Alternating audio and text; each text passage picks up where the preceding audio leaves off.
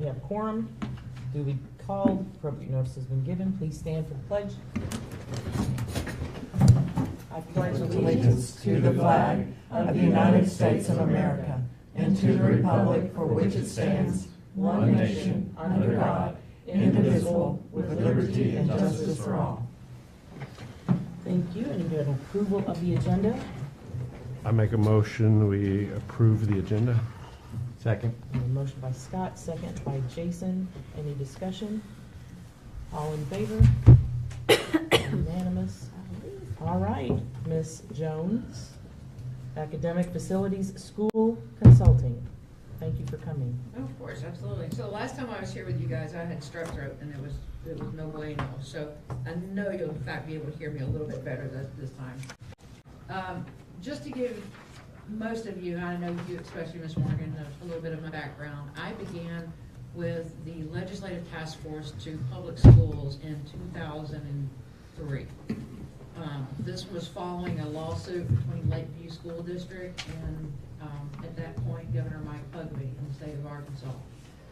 The Supreme Court of Arkansas ruled in favor of Lakeview School District, and they set forth some mandates stating that the schools were not equitably funded. Guess what? They still aren't, right?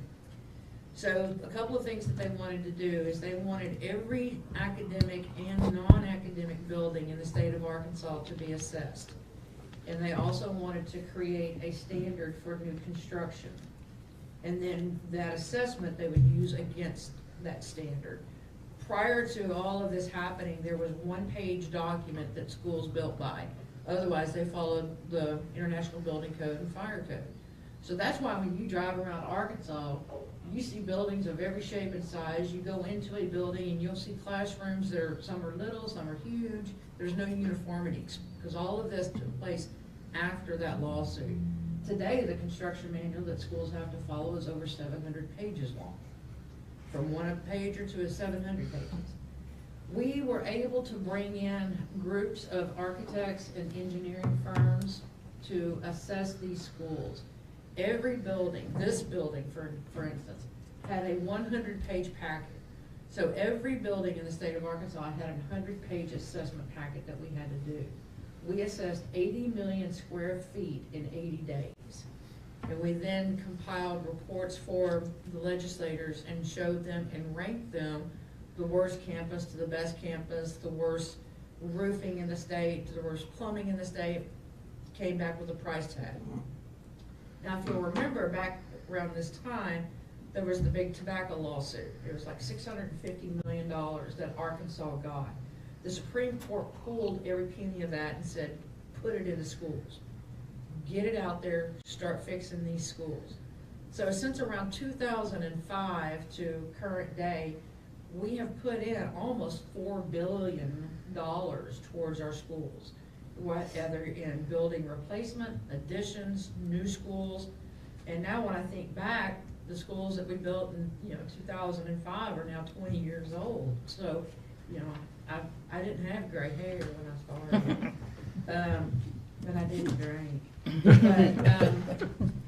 So Arkansas has truly been kind of forging forward on taking care of their schools and trying to come up with an equitable way to fund the schools. There's not any other state in the union that does what we do, as far as having a division that partners with you and actually gives money to schools. Most of the districts across the U.S. do just like what we did before.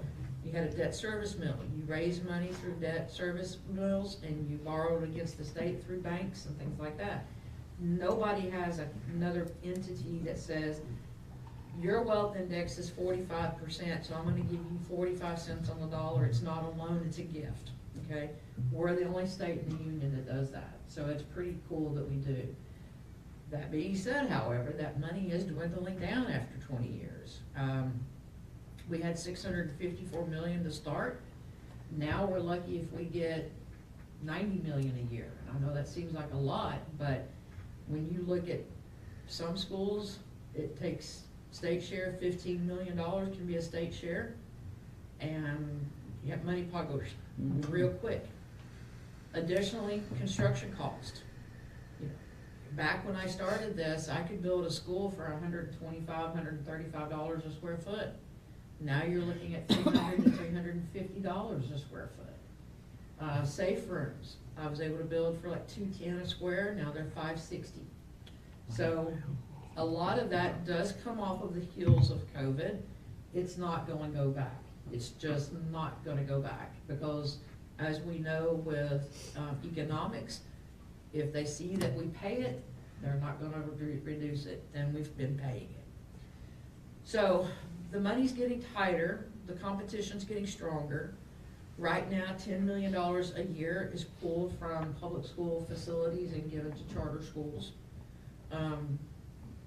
I don't have a problem with charter schools getting money, but I feel like they should do the same dog and pony hoops that we have to do.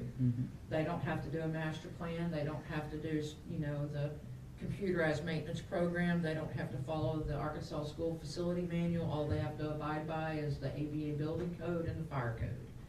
So if they're gonna get to play, I think they should do it the same as us. But that's my soapbox for the night.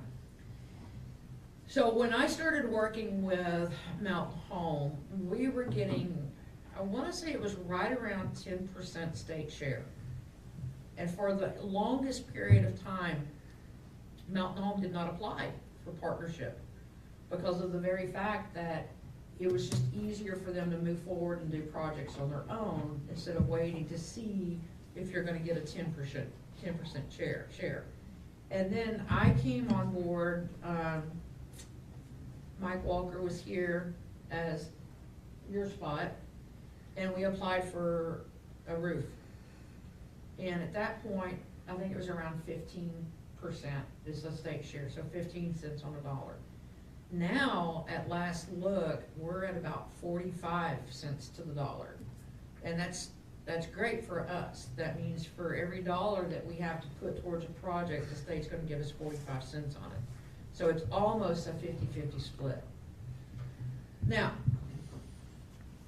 one of the things that we also have to do is every year, we have to do a facilities master plan.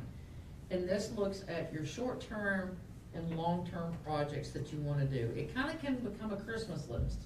Yeah, I have some districts that go all out in community meetings, and you know, they want me to add everything that the community wants. They want me to add everything that the teachers want. Put it in there, whether we do it or not, but put it in there. The thing about the master plan and the projects is, if you have it in the master plan, you don't have to do it, but if you're gonna do it, you gotta have it in the master plan, right? So we are always creating and updating this. It's a living document. It has to be done every year under the Supreme Court ruling. The even year submission that I just completed is simply an update. It's not the full Monty. The full one has around 16 or 17 tabulations that have to be completed. I will start working on that one in July. And that's the one that we will take before you guys for a board resolution. We'll have an open community meeting. And it's also when we look at the next opportunity for partnership funding. This last partnership cycle, we applied for, the roof replacement over the VOAG building, and we applied for the roof replacement at Guy Berry. Guy Berry was approved, the VOAG building was not. The reason the VOAG building was not approved is there were no work orders put in by the staff to substantiate the claim that it was a bad roof. No matter how bad the Coriel roofing reports were, no work orders, not that bad then. So I've visited with Ms. Dewey and I've talked with Chris, and I've said, we've got to beat these teachers to death. They've got to put in the work orders. So if I'm a teacher, how am I gonna know I've got a leak in my roof? I'm gonna see wet ceiling tiles, right? So they've gotta start putting in the work orders. We did request an early start on the Guy Berry roof. We were granted that early start. I think we are kind of gonna start moving forward with the designing of that. And we will know May 1st if we're gonna get money for Guy Berry. So that's kind of one of those things that districts, if you ask for an early start, it's because you've got to do the work and you're taking that gamble that you will get, funded. If you don't get funded, you're accepting that responsibility of paying for that full project. and we knew we had to do that roof at Guyberry. Other projects that we have on our list is parking and baseball complex, Bomber Stadium renovations, perimeter and interior fencing at Bomber Stadium, install new HVAC at the junior high school. Committed projects are those projects that we have said we're gonna do, or we are in the process of doing. Inspection of the high school and PMB by fire protection engineer. Restroom renovations at the junior high school, again, the new roof at Guyberry. Create ADA special needs playgrounds at each campus, and a new roof at the kindergarten. So these are projects that we've said we've gotta move forward on, and we're in the process of doing them. These are all the buildings that we have. I can't get this to go over this.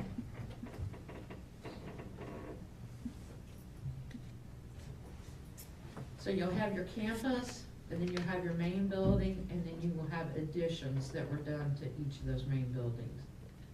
So one of the things that we have to do is we have to do what's called a condition assessment. And a condition assessment falls on the heels of the original assessment that was done in 2003. Except this time we didn't bring in engineers for it. We used our maintenance team, Chris and I get together, and it's a very simple assessment. So for instance, this is the site assessment.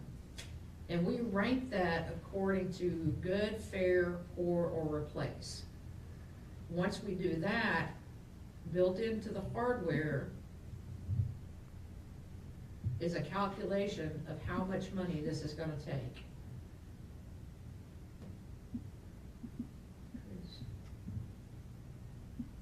Help.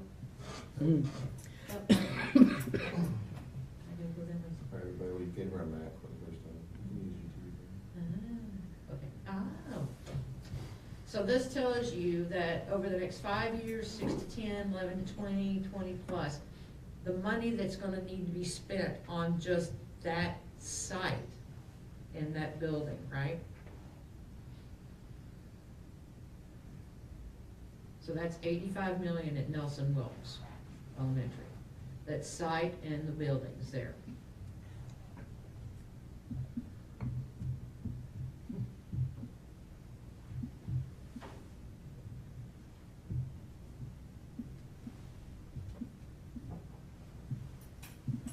If I look over at another one, we look at Nelson Wilkes, so that's the same one.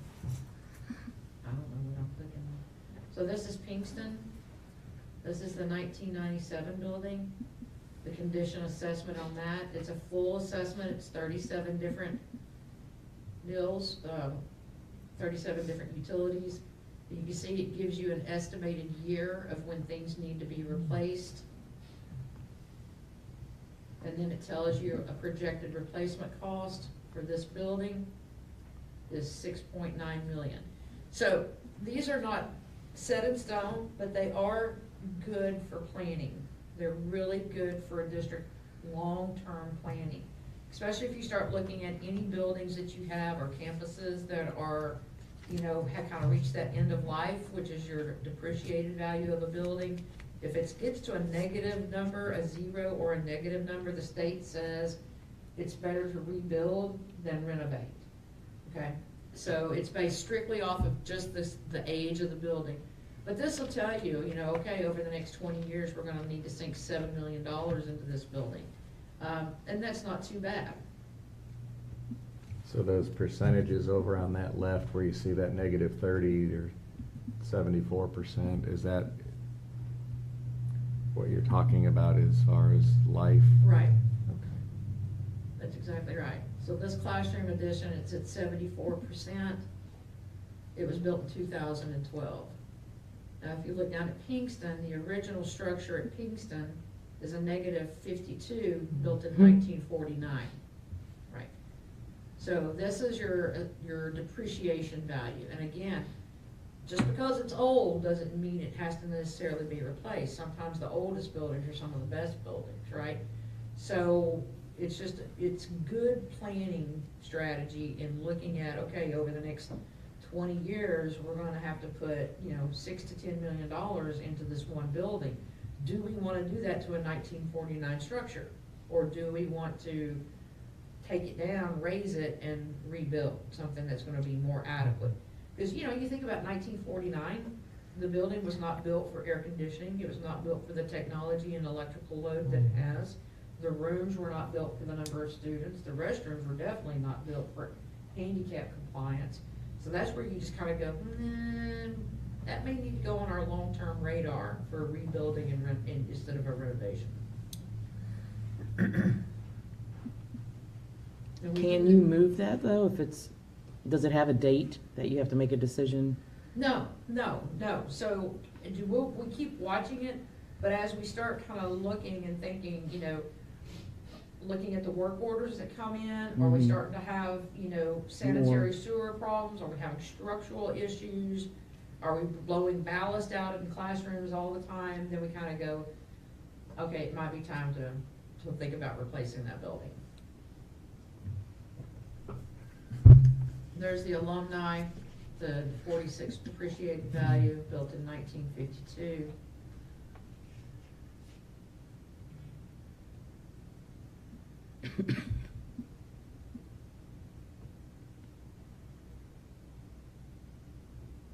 We'll go find our oldest one.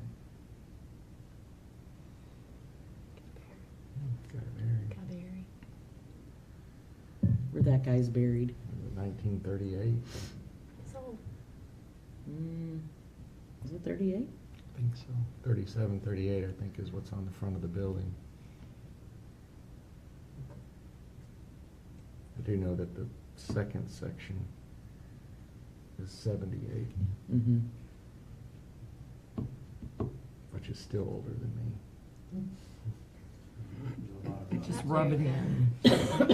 Keep on rubbing Do what? it. There's a lot of buckets that got buried during the rain. Yeah, so that's a 1938, it has a 38. depreciated value of negative 74. And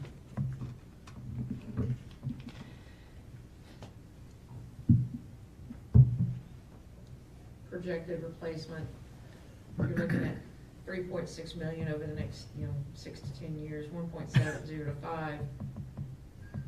So that's, quite a little bit of chunk of money into that 1938 building. The other thing that the master plan does is there's a narrative that goes with the master plan, because Little Rock doesn't like to get out of Little Rock and come see what we do.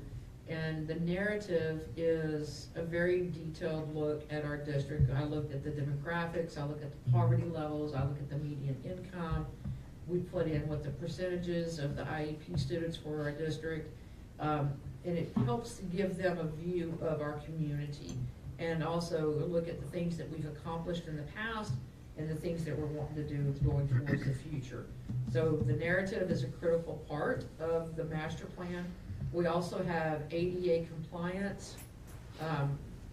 This past, 2 years ago, Representative Mallory, who has a disabled child, made it a law that we had to do an assessment of ADA compliance and start working on a transition plan to bringing our buildings up to ADA compliance. Now, there's some buildings we have that doorways just can't be made any bigger than what they are. That 1938 building that got buried. But there are things that we can do, modifications to restrooms, door hardware, getting in and out, accessibility. Not every restroom in a building has to be ADA compliant, but you must have at least 2 male, female ADA compliant restrooms. So we are working on that steadily as we go forward. It's kind of a continual thing. That kind of plays to one of the projects that Chris wants to have in here, which is having ADA compliant or special needs playgrounds at each of our campuses for that all-inclusiveness. Please feel free to jump in and holler. We have to look at the insurance that the districts have after the fire at Cabot, Arkansas, Cabot School District. Probably about 10 years ago, it is now law that districts carry 100% building coverage. Used to be that you could even have, like on our, like Guy Berry, we could have an agreed upon now, right? Now you have to have full coverage, 100% full coverage for interior and exterior. And we Is that- all know what happened with the insurance rates last Would year. that be a replacement cost, or is that? Today's replacement Today's value? replacement cost. Oh my Wow. gosh. So, Woo. That's why Haven't everybody seen a lot of knows money. that. That's why we have $500,000 Yeah. Pardon me? We have right at 500,000, it costs us about 500,000. So every square foot in the district is insured for replacement Replacement. swap, Right, replacement right. cost. Is that just the building or the contents of the building? That's, The buildings. That's the buildings. Yeah. Just the contents- buildings. There are some contents can be things that we agreed about. cannot insure. Yeah. okay, Contents Football what? field, Sure, the I building, think the Contents can be floodplain agreed for baseball, upon. something like that. sure. Okay. Did you say that was $500,000 a year?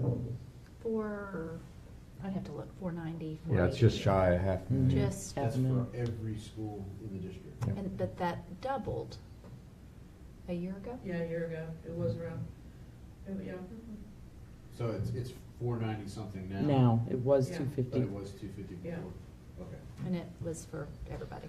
So that's something they're working on, I believe, Yeah, at a state level to come up with a consortium or a, yes, so,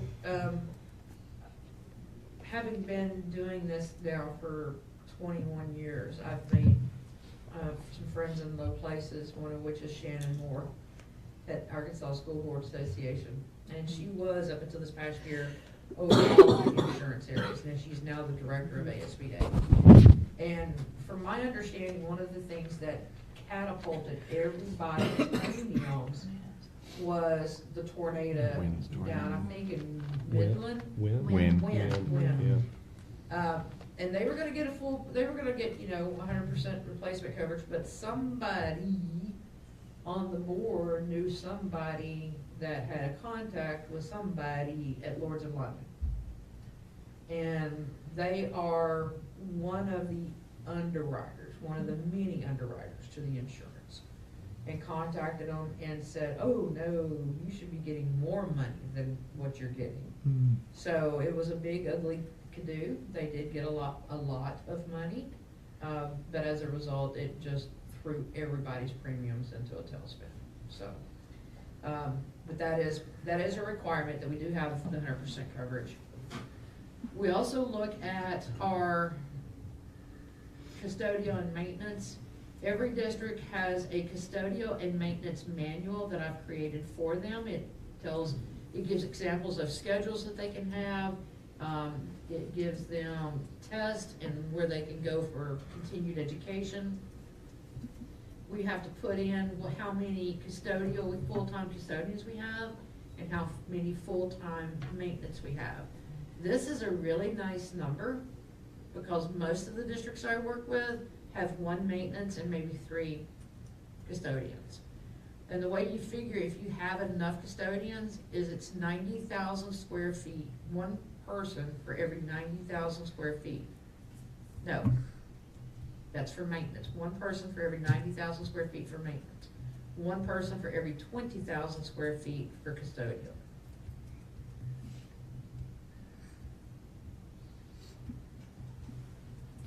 Okay, so let's take a look at this Mountain Home timeline. The one-page black and white. Any questions before we jump down this rabbit hole? Not yet. I'm sure we'll come up with something. All right. Partnership applications, I guess the question is, first, are we going to want to reapply for some different variation of a new high school and getting out of the PMD structure? Yes. Yes. I think we need to, yeah, we have to. Okay. All right, so that being said, we need to start doing construction planning March 1st. And we need to spend a good 150 days, 4 to 5 months on doing this. And that means working with our architect, working with our department heads, working with, school board, working with technology, working with maintenance, and start developing our plan. September 1st, actually August 1st, the master plan pool will open up. I have to have every part of the application and every part of the master plan completed by October 1st, so that I can ask the state for an early review. Early reviews have to be requested 120 days before the submission of the application, so that's where we get the October 1st. What is the benefit of having an early review by the state? When I leave that interview or that meeting with them, I will know coming out of there if the project is approved, and I will have a semblance of how much money we would get if we get funding for it. So I can leave knowing, okay, it's approved, or they will give us direction while in that meeting and go, you know, if you guys do this like this, and you do this way, and I still have time to make changes before the official deadline for submission. So we want the ones that we want to do that early review. Every early review that I have had, the projects have been approved. Whether they get money or not, that's a different story. But every early review I've had, the projects have been approved. February 1st of the even year 2026, that is when I do my official submission to the state. Now, an application, again, I said the whole master plan has to be completed, board resolution, community meeting. The application must include a schematic of the project, and including in that schematic are exterior dimensions, all of the rooms labeled, all of the square footages of the rooms to go into it, and a completed POR or a program of requirement. So that's why we gotta start now, right? Can I ask a quick question? Yes, Did you say the schematic had to be in the early review or Yes. in the February? it has to be in with the early review. And it has, so it has to be a complete picture. Yep, So we can't submit anything based on, we need X amount of classrooms, so many science labs, a cafeteria, like. no, you it's gotta can't- be exact. And I'll show you. Let's take a, so let's take a look at what we submitted.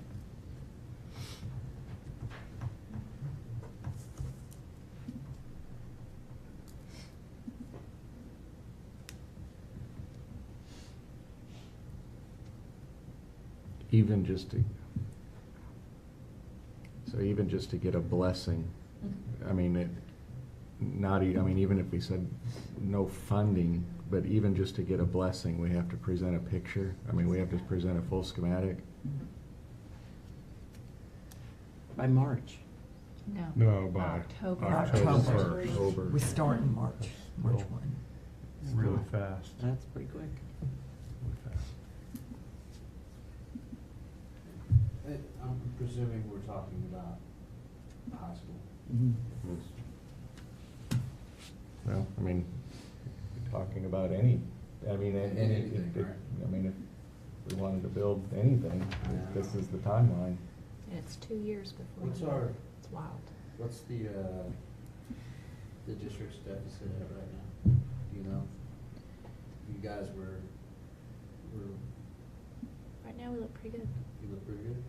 Today we do. Today you did? We watch it every day.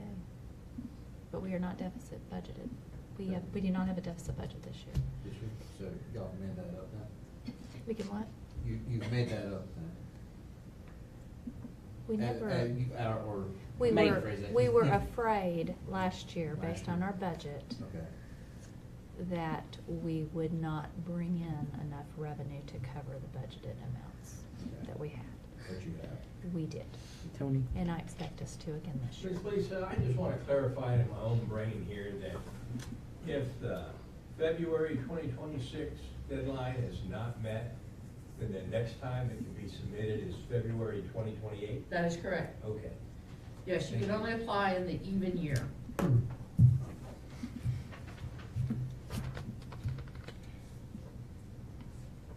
If you don't make the October 1 deadline for the early review, you can still submit in February. Is that correct? But you just don't get the early review? Yes, Okay. that is correct.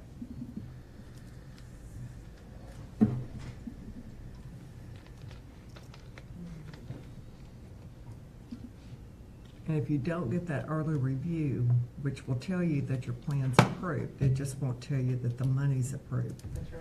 When you get there in February, they may tell you, yeah, this isn't a good plan. And you're in So then you've lost twice, Right. kind of. Okay. Yeah, and if you go in there with the early review, and I've had this happen before, where they've looked at it and go, what if we did this? Because, you know, they have at that point, before we've submitted, they can offer up an alternative. Mhm. You know, where they say, well, we've looked at it like this, and maybe if you do this, you've got a better shot. You know, when we first started with the dog and pony show here, we fought them, you know, Josh and I went down several times to tell them, you can't save that dining and cafeteria, even though it's the newer part of the high school. When you start taking down that P&B, it's gonna destroy that. And they were like, yeah, you know, you're right. So after, you know, us going down, Josh and I were able to convince them, give us the square footage and the funding for that as well. So they did. So I wanted to show you.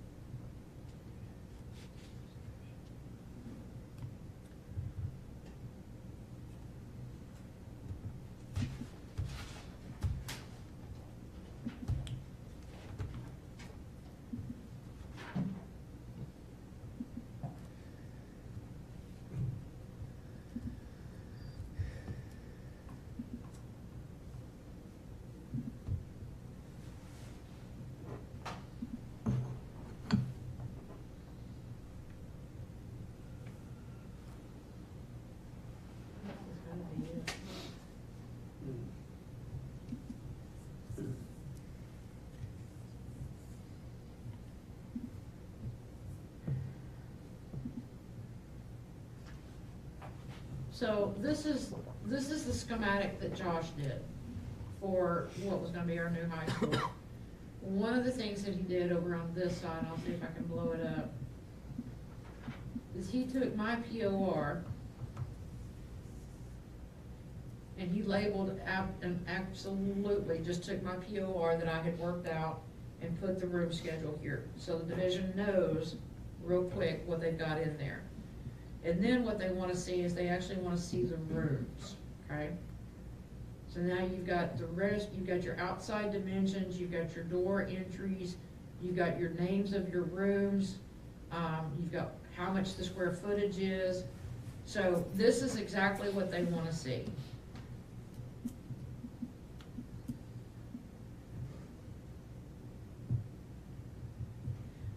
But here's the caveat to that.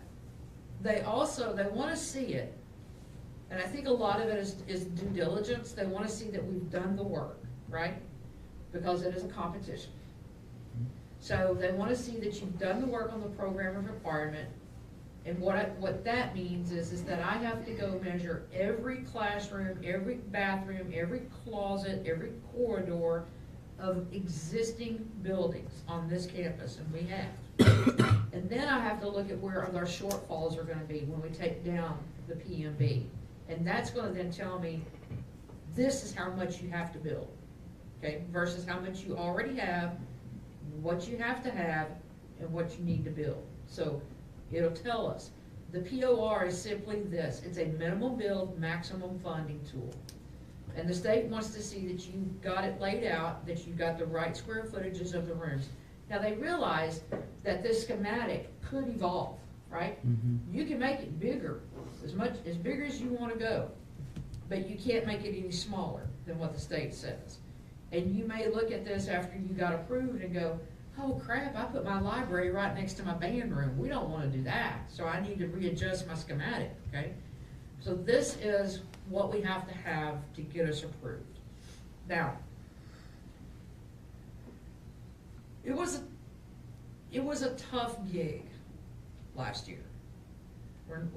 We know, right? We all know it was not a good time.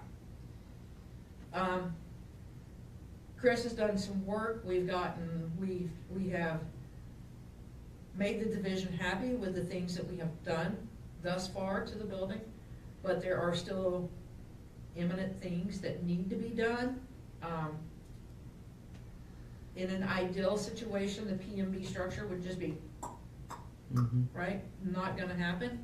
So that's why we say we're gonna have to rebuild it. Now, when you start building and designing and all that, it kind of becomes, like I said earlier, a Christmas wish list, right? And we had a very forward-thinking superintendent who wanted all the bells and whistles, and, you know, every meeting we sat in on, there was a different idea. What if we do this, and we have a second level, and we can look down at the robotics? And every time that happens, the architect has to redraw, okay? So it just kind of becomes a funneling deal. And in fact, I think I was working with Chris, we were getting to the deadline, and Chris had to tell him, stop. We can't make any more changes, we've gotta get it wrapped up, we've gotta get it submitted to the state. So, by coming in now and seeing all the lessons that we've learned, we're gonna be able to pull back from that grandiose idea. And, you know, Josh has all of his schematics that he's worked. We can pull back from that grandiose idea, work with our principal, and really say, what do we have to have that's under that big top that we have to replace? Now, I heard through the grapevine, you know, that there's thought of starting over, right? New architect, new construction manager, starting over. You are gonna lose so much time.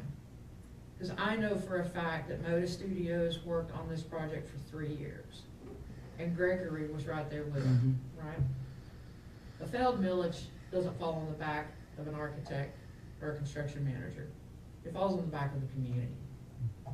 And I know that Josh went to Little Rock multiple times to go to bat for us, to try to get us more square footage. So, my soapbox, we would be losing valuable time if we switch. Because you're gonna be bringing in one of the things that you'll have to do is you'll have to put out a request for qualifications in a state paper, that's 2 weeks. You have to have a dead week for them to get submitted. You have a week of interviews, and then you go into contract negotiations. So you're looking at a month and a half before you even get an architect. And then you're gonna get an architect that doesn't know the campus or the building or what's up in the big top, things like that. You can't talk to architects and hire them based off of a fee. You base it off of qualifications. We've got a great architect. We've got a great construction management team that's here, local guys. So if it were me, I would come back and I would sit with the architect and I would sit with the construction manager and go, this is what we have. This is how much money we can do. This is what we must replace.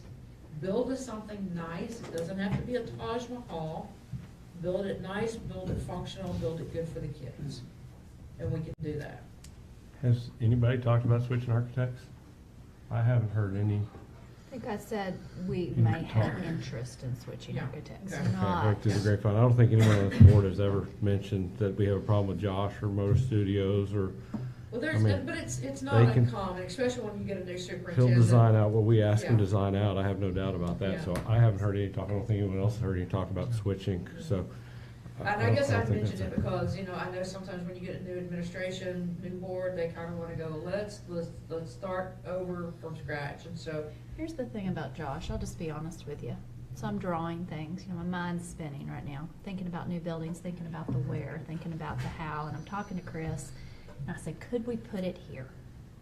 Kids stay in class, just random idea, I don't wanna go into all that right now, but would it even work to do this? Kids stay in class, we have 1 year without a cafeteria, just some ideas. And Chris says, he's probably driving to work, let's call him. I think it's an elevation issue, we can't. Calls him, he said, no, Chris, it's fine there, you can do that, you can also do this, this, and this. He already knows. yeah. He already knows. I mean, and that was just with a phone call. He spent that much time on the project. And I know he's easy. I think you all would say he's easy to work with. Mhm. And we're not saying we're going back to the original plan. No. That's not. it Right, at I was all. just addressing Ms. Yeah. Jones, hey, switching Yeah. architects is gonna take a lot of time. As I long don't- as everybody's good. I don't think it was mean, talked about. But we need that- to, That I'm aware of. it's just, we don't really get to have that kind of discussion. So I Right. think for right now, Yeah. for y'all to talk about it is a good opportunity. And to Mhm. hear somebody that's built a lot of buildings. Ms. Jones has been part of a lot of projects. And I like the. With a lot of different architects. With a lot of different architects. I've got a list of, oh, no, please don't, And no, please do. Yeah, and Yes. oh, no, please do's. And there's, I've got some that I could call up and I would have them here in the New York minute, same as construction managers. There's some really good ones out there. I'll tell you, I'll be quite honest, I was not very high on the mic for Gregory Construction, but I worked with Will and his team at Yellville, and he blew it out of the water. It was just fantastic. So it's like now I'm a Will Gregory fan, so, but it takes working with them to find that out. But yes, what I like about what we can do is we've got the bones, we've got the skeleton for this project. We've done the work, right? All we gotta do now is pull out those extraneous pieces that make it such a large project. We got lots of things on our side. We got you guys, we got some new board members, we got a different perspective, we got a new administrator. We're getting a higher percentage in state funding, if it's, approved and funded. We can get our community behind it. Now, I know that there's only so much that as a school district we can do for a millage campaign, but I've had a lot of experience with trying to get millages passed. I've done all the Lions Club, Rotary Club, clubs, meetings. Josh has always been in all of them as well if he's there. We get with our construction manager, we have a big party, we ask the construction manager to bring out the barbecue, let's do some hot dogs and burgers, have an open Q&A session for the community at night, give them tours. Mindy Moss was the superintendent at Harrison. She was trying to pass 10 meals to get out of that old junior high school. She started running tours during the day and at night of just people say, come look, once you see what the kids are at. And, I would say, show them upstairs above that PMB. Say, just look at this tinderbox. Have y'all been up there? The Yeah, junior high? Oh, yeah. Upstairs Yeah. of the high school. Oh, our school? Yeah. Oh, yeah. Oh, yeah. Yeah, it's something else. It's like Makeout Alley up there. Oh, yes. you know. Not that I've done that up there. I did go to school Well, there. Stacy, she goes, oh, yes. Well, I didn't I know know. that. PMB, is that what it's called now? Oh. So. Is my husband watching this? I hope not. So, back to our timeline. We get the funding notification May 1st of 2027. We would go for a millage campaign that fall, November of 27. And now, we would start the design development of the project. And that is about a 6 to 8 month process of really drawing the plans, getting all of the mechanical, electrical, the full set. We've already decided what we want to do. Now we're moving forward, we're designing it now. It takes about a month for the area agencies to approve, which is Fire Marshal, ABA, Health Department, and Facilities. Will Gregory and Modus would work together to create the bid packages to get advertised and put out. We would solicit for bids, open sealed bids, issue contracts, and we can tentatively begin construction October 1 of 2028 with a 12 to 18 month construction period. So, yeah, we're starting now, and it's, we're three years early, but that's what it takes for us to get to where we need to get to.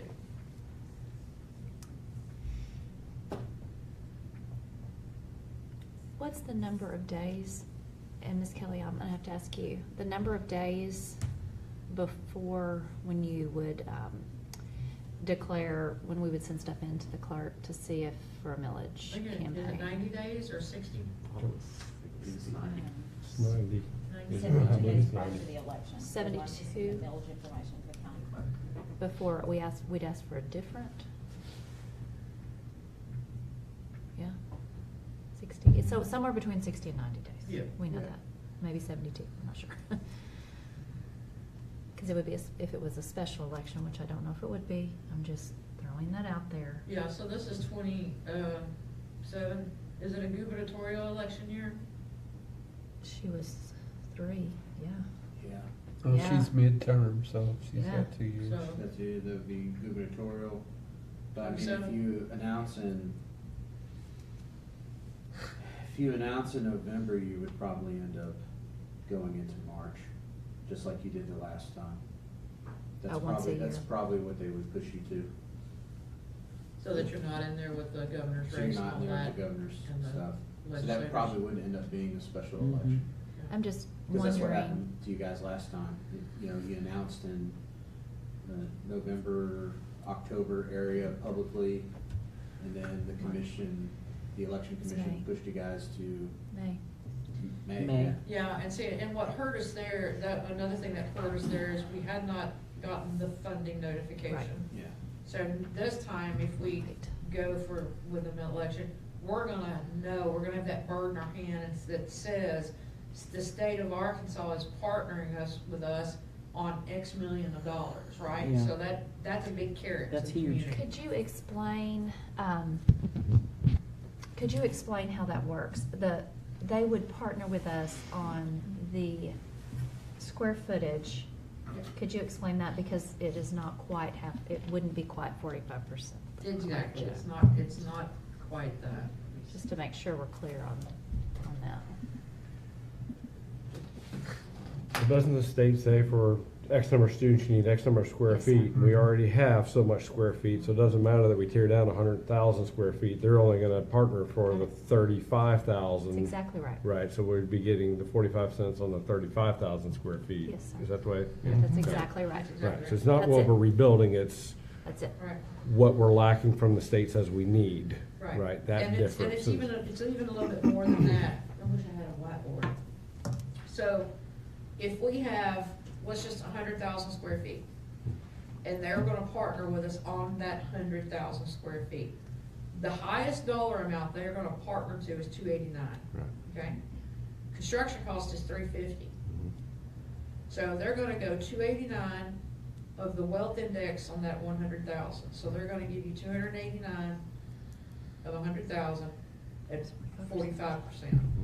Whatever is over is on us totally.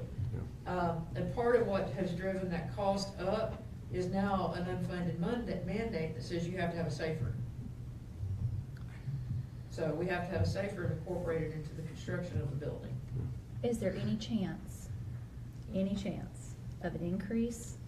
There Is is a funding per square chance, in foot? fact, we may even see it this year. That's what I had That- heard. I've heard that as well, that maybe they'll go up to 300. And changes in safe room regulations, not, Mandatory. no, they're No, mandatory. Not to the They are- occupancy the load of the classroom, but the max. number of students. Right now, they're at max occupancy, so if we had to do a practice gym, Yeah. that max occupancy goes Sky high. sky high. So like a classroom, an 850 square foot classroom, the state standard says 28 kids and a teacher, because now they're including the desk.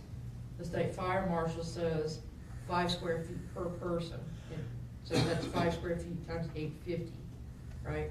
Now your safe rooms just get stupid. But, with an architect, what they're able to do to try to bring that cost down is they actually build it into the design of the building. So they'll look for the largest rooms, like an art room, or a business lab, or a distance learning lab, restrooms, corridors, and they turn those into the safe area. So it's part of the structure of the building, and it's not just a standalone building. I'm sure it's come a long way since everything. Well, it's already increased your cost per square Mhm. foot, the possible partnership funding, that's already increased. That's already increased, Yeah. that's right. But I had heard rumor of getting it over $300. Yes, they are Was the working hope. really, really hard. One of the things that Director Tim Kane had myself and another couple of other colleagues do was turn in any project that we worked on this past year, the bid tabulations. So then they're presenting those to the Mhm. legislators and going, we're not just asking to be asking, this is what districts are facing right now. Yeah. And, 300, 350 is a good number, you start looking at places like Jasper and Deer, that price just goes up. Yeah. Because there's no place to stay. Yeah. You know, location, location, location, it's hard to build up there, so. Mm. My safe room at Jasper was 564 square foot, Wow. and they used the precast tilt walls. Mm-hmm. See them puppies coming down Highway 7? Yep. Move over. Yeah. They couldn't have been very big if they went down Highway 7. So, Ms. Jones, can you help me remember the numbers from last year? What was the state saying, how many square feet that you need? Advice what we were, so basically, I'm trying to calculate what the partnership funding would possibly be if we replaced just the 80,000 square feet. if I am not mistaken, and I don't have it with me, so don't quote me, Yeah. but I'm wanting to say it was around $950,000 is all that Okay. they were gonna give us. Okay. Our And wealth that's- index was a lot less now. Okay. Well, that shouldn't have changed much in the Right, past year so and a half. if it's, It seemed I like it think was the like, square footage that they agreed to was around 37,000. We looked that up earlier this week. I think it was Yeah, 37. 37,000. Now, we expect that to go down a little bit because. Enrollment. enrollment's down a little enrollment's bit. down a little. I thought it was like 130 something. Maybe what was the that- total project was, The How total many- project was like over 100,000. that's, I think, Right, but they only agreed, I have. because we these- have a lot of other space in the high school, right? So that's where that existing space is why we Yes. didn't get, Yes, your band room, your art Correct. rooms, all of those spaces yeah. can hold a lot of kids. Yeah, so it wasn't, the partnership funding, the square footage that was available for partnership funding wasn't huge, and we weren't talking about a big chunk of money. 36,000. So Okay. if I run the 37,000 at 289, that's 10.6 million. Based off of our wealth index, they would kick in around 4.8. That's a good. And that's just a baseline, because that 37,000, that's them saying, that's as much as we're gonna give you. You build 100,000, you got 70,000 that's on your head. Mhm. Right. Yeah, that makes Okay. sense. But that's 4.8, and Mount Home has never, ever seen that amount of money from them. Right, I didn't understand Yeah. that was what we were looking to get last time. And of course, we got approved, but we didn't get funded last time as well, too. So Right. there's no guarantee you're gonna get anything from the state, so, Well, right? No I think that- guarantee, but Right. but That there changed. is, Highly probable, you know, they just. it's looking better. Yeah. Okay. We're in better shape than we were last time because of this magical list. this magical list is called the Warm, Safe, and Dry Needs List. Yeah, and we're higher on it. There's 962 campuses. I think you said like I think I said like 120 something. We're that high on the list? we're in the top Out of 25%. 900, that's good. That's depressing. Mm-hmm. That's good. But it's good. Well, it's good, but that's depressing. Can't find the notes. Right. Mountain Home High School is 159, Guy Berry is 75. Oh, That's why I feel pretty good about funding on Guy Yeah. Berry. Yeah. Out of 962 campuses, yeah, we're 159, so we're in the top third of it. And Guy Berry is like we're spitting distance, so. And how many of those 158 in front of us applying for funding in a typical year? Well, I'm trying to there's see how- 158 that on a needs That are list, higher but that than us. doesn't mean that that's how many apply. Correct. So Right. there's 90 million this year, right? Right. Assuming that's the same to go around. And money Where that are you gets at? turned back each year. Yeah. Let's see, last year Highland had 2 failed millages, they turned back $6.9 million back to the state. That money just went back into the pot and went to another district, right? Okay. So just because there's 158 campuses ahead of us doesn't mean that they're applying. Sure. Yeah. Sure, so- sure. Okay. But that number does play into them looking and going, But they've already looked at us and gone, you know, so their preference is that we replace it. So their history, they've seen it, they've assessed it, they've done a condition report of it, they've done a safety report of it. Their preference is that it would go. And to do the early review in October 1st, you said all the plans, all the drawings, everything has to be there. In my understanding, we spent, what, 200,000 last time, kind of getting those plans put in order? We, more- so, I mean, so you're taking a gamble at that point to spend that money to maybe get partnership funding, to maybe get a millage passed. Well, and I think too, you know, if we work with Josh and Modus and we narrow down, looking at the POR first, of what do we have to have? Put that into our POR, okay, what do we have to have? And then we start looking, you know, at laying it out into a single line schematic or the two, however many floors it is. Cause he's got it all in CAD, so he may be able to say, okay, we don't need a 4,000 square foot robotics lab. You know, let's take it down to what the state says, 1,200 square feet, that's what you get. So there are things that we can do. And again, every time you say, I want you to do this, and then I want you to draw it, that's just time. Money and time. But I think if we work on that POR and what we want and what we need first, before he jumps down the rabbit hole of drawing, that's gonna help us.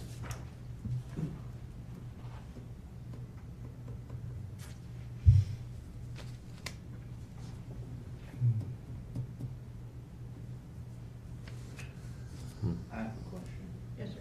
Has the state fire marshal changed his tune at all on the big top? Because I know he was flip-flopping back and forth. Yeah, well, you know, and this is kind of just the honest thing, is nobody wants to tell the school to shut down. Right. Nobody wants to do that, but nobody wants to do that. He was very adamant, finally, on what needed to be done. And, you know, Chris has been working pretty diligently on getting those things checked off the list. The facilities division's happy with the progress we're making. He's happy with the progress that we're making. Ultimately, you know, the bottom line is we gotta get out from under the big top. Because we can put the standpipes up there, we can put the smoke detectors, but that structure in and of itself is not a safe structure. We don't even have plans on it. And let's just be clear for the people watching, because having done this 2 times with you guys now, Right. the last time that this was brought up, the millage election, there was the claim that the state had a plan and the money set aside to fully pay for a whole new high school for us, and that was not true. Oh, I wish. Yeah, wouldn't that be nice? I wish. And I believe the amount mentioned was around $11 million, and that was set over the airwaves at KTLO, and that has been a persistent rumor that has hung Well, over this school's no, head for a that's, very long time. yeah, no, no. And it turned out we got no funding at all. Yeah, they didn't have any set aside for it, did they? No. No, so I think there's a little bit of a misunderstanding on that. When Terrell Pace came up to that community meeting, he explained what would happen if you had 3 failed millages. 3 failed millages equals state takeover, right? And what he said was, and I said this as well, they will come in and they will fix what's broken, and they will get their money back.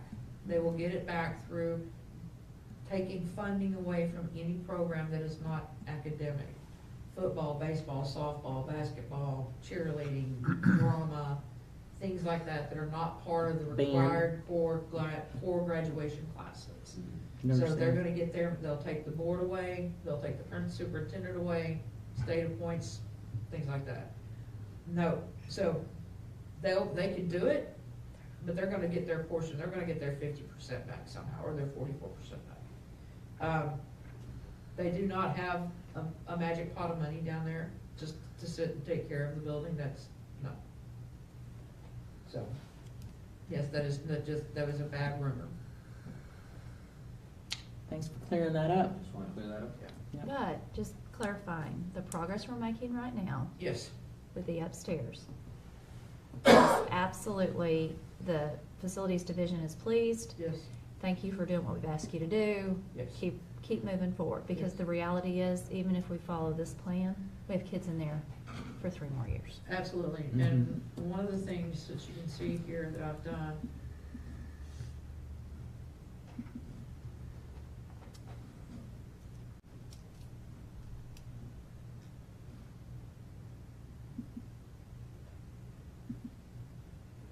I've uploaded all of the reports all of the invoices of everything that we have done thus far to the database. So they've got those documents to show what we've done. Is this public knowledge? People can get on there and, I mean, if they want a copy of it, I can print out each component of it, but, I believe everything is like the quotes and things we have in board minutes, don't we? yeah, those are all important. That's, all of that Y'all have stuff seen all is of the this. same. Yeah, It's all the same stuff we've seen, it's all in our board minutes. Yes, it's all It's the same as last year. well, Yeah. board, Well, I'm instead sorry, of- agendas. Can we make a tab on the district's website and start putting this information out there for Whatever people? information you so we want, don't get can- 742 FOIAs, I mean, that's, Yeah, I got because it. it's there. I got It's totally 743. up to y'all. If you, whatever you You would win. like on there, we can figure something out. Maybe it's a facilities page. yeah. Yeah, that would be good on the A whole facility page. page. Let me look at that. Chris and I will talk about that. And we can pull certain components from the master plan, like the narrative, the projects, things like that, the, replacement, stuff like Sure. that. But what I wanna make sure we do, when we do that, is I don't want the replacement schedule put out there, and they go, oh my God, there's $85 million worth of work that's gotta be done at the campus, Smart. right? So we wanna make sure that they understand this is planning only, this is only for a springboard. Sure. So you have to be real cautious what you put out without a good Disclaimer. explanation. Mhm. Yeah, I like the idea of having a spot where we can send people when we're out talking to constituents. We obviously have to do some, a lot of talking to our community to get our community on board and say, hey, here's the documents, go look at them, this is what we need.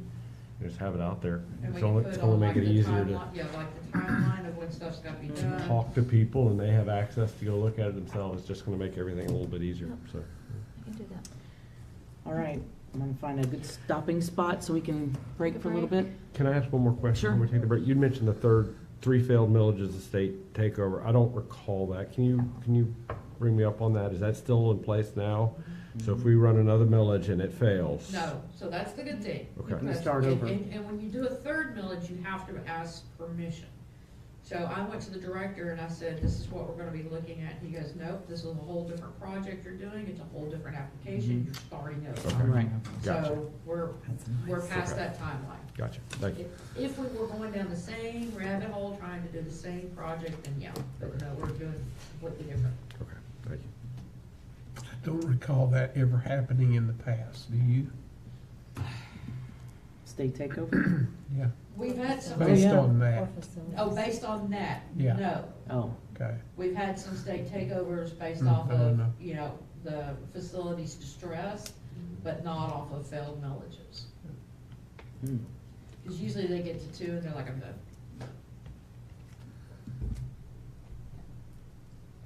And they start over.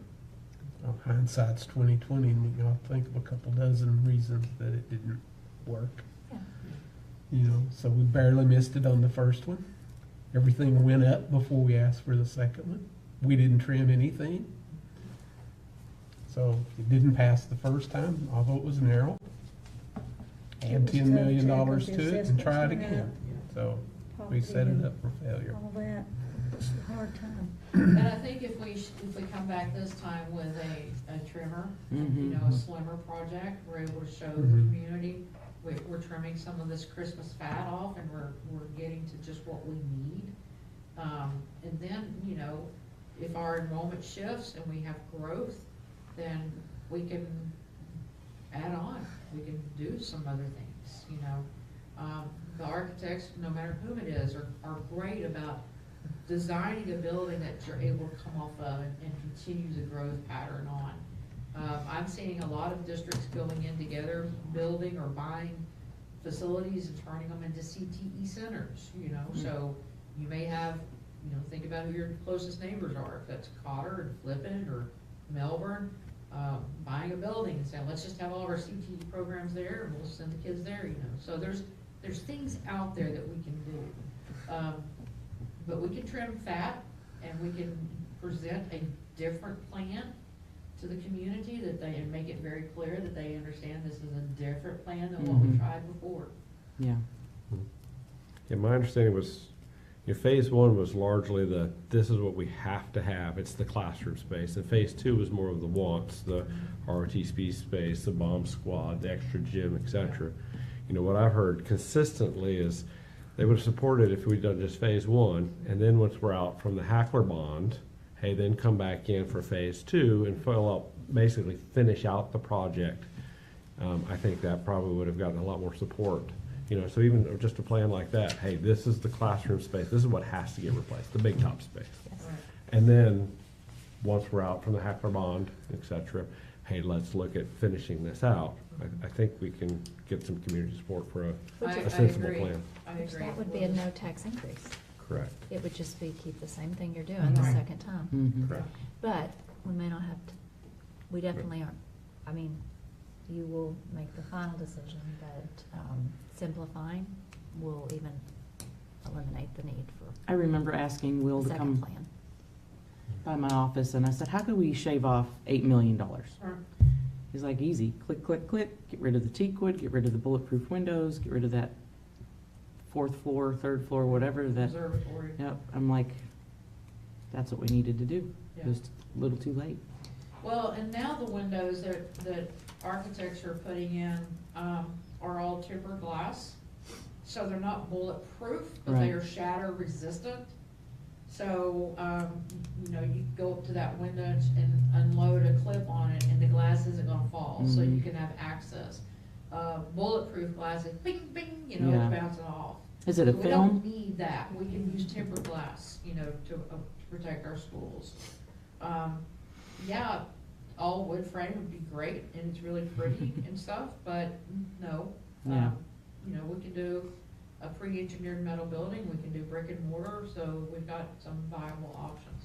And again, a lot of that was, what the previous administration Mhm. wanted. I want it to look like this, I want that fourth floor observatory, you can look down on everybody. And some of that we had, if y'all remember, they asked kids. They talked Yeah. to kids, they talked Yeah. to teachers, and Yeah. outdoor space was desired, light was desired. Some of those things were after talking and And we visiting can with we can kids and still get the teachers. light, we can do natural lighting. No, We sure. can, we can make a nice building. Mm-hmm. We can make a really nice building that's going to For millions less. excite kids, excite teachers, things like that, I think anything would excite kids. They got so excited over new cafeteria Cafeteria chairs. yeah. Right? Yeah, Yeah, exactly. so it doesn't take much Mhm. after having something for so long Yeah, exactly. broken. And, the people that we have to really work on are the ones that have kids in kindergarten. Yeah. Because they're gonna be the babies that are gonna be graduating, Mhm. from it, the middle school and intermediate school kids. So, it can be done and we can do it. I feel confident we can do it. We just have to, we have to be a unit. We have to be Yes. together and behind it and behind each other on it. Even if we say, I don't want this or I don't want that, well, okay, what is the best for the kids? Mhm. What's the best choice for the kids? Because if the board's not behind it, we might as well not even go down the rabbit hole at all. Right. Indeed. All right. Anybody else? We're gonna take a little break, eat, and chit chat some more. Do I have to go into, Recess. Just recess. Recess and then bring back, 'cause Recess if at y'all will eat and work at the same time. 6:38? So keep rolling. We'll come back.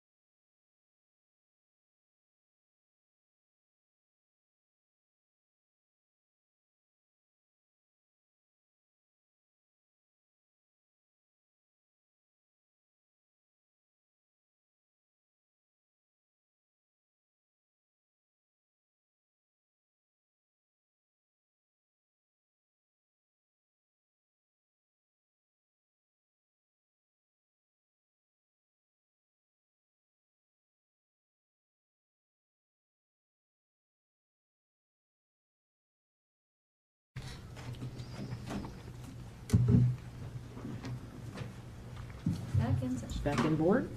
All right. What are we doing? No, I was just, need to let everybody know we're No, back you're on good. TV. No autographs, please. Yeah, not tonight.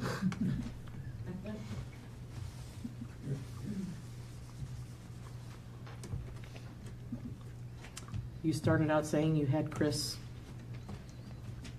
do something. Yeah, so Chris wanted me to kind of, just kind of go over a little bit more of how the state looks at a district square footage. Okay. So one of the things that we do, as I mentioned the POR.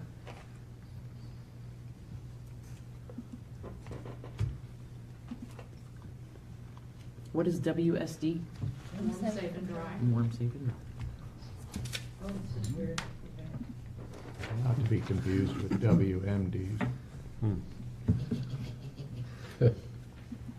guess I can do a read-only mode.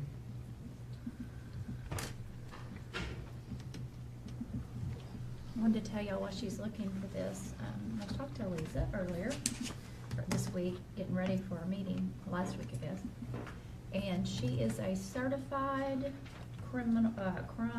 certified safety. Yeah, so part of the LEARNS Act, Governor Sanders implemented in the LEARNS Act that school districts have a certified security planning consultant. And I've gone through and I've taken 60 hours through the Criminal Justice Institute. So one of the things that I wanted to do was for my districts to have this certification.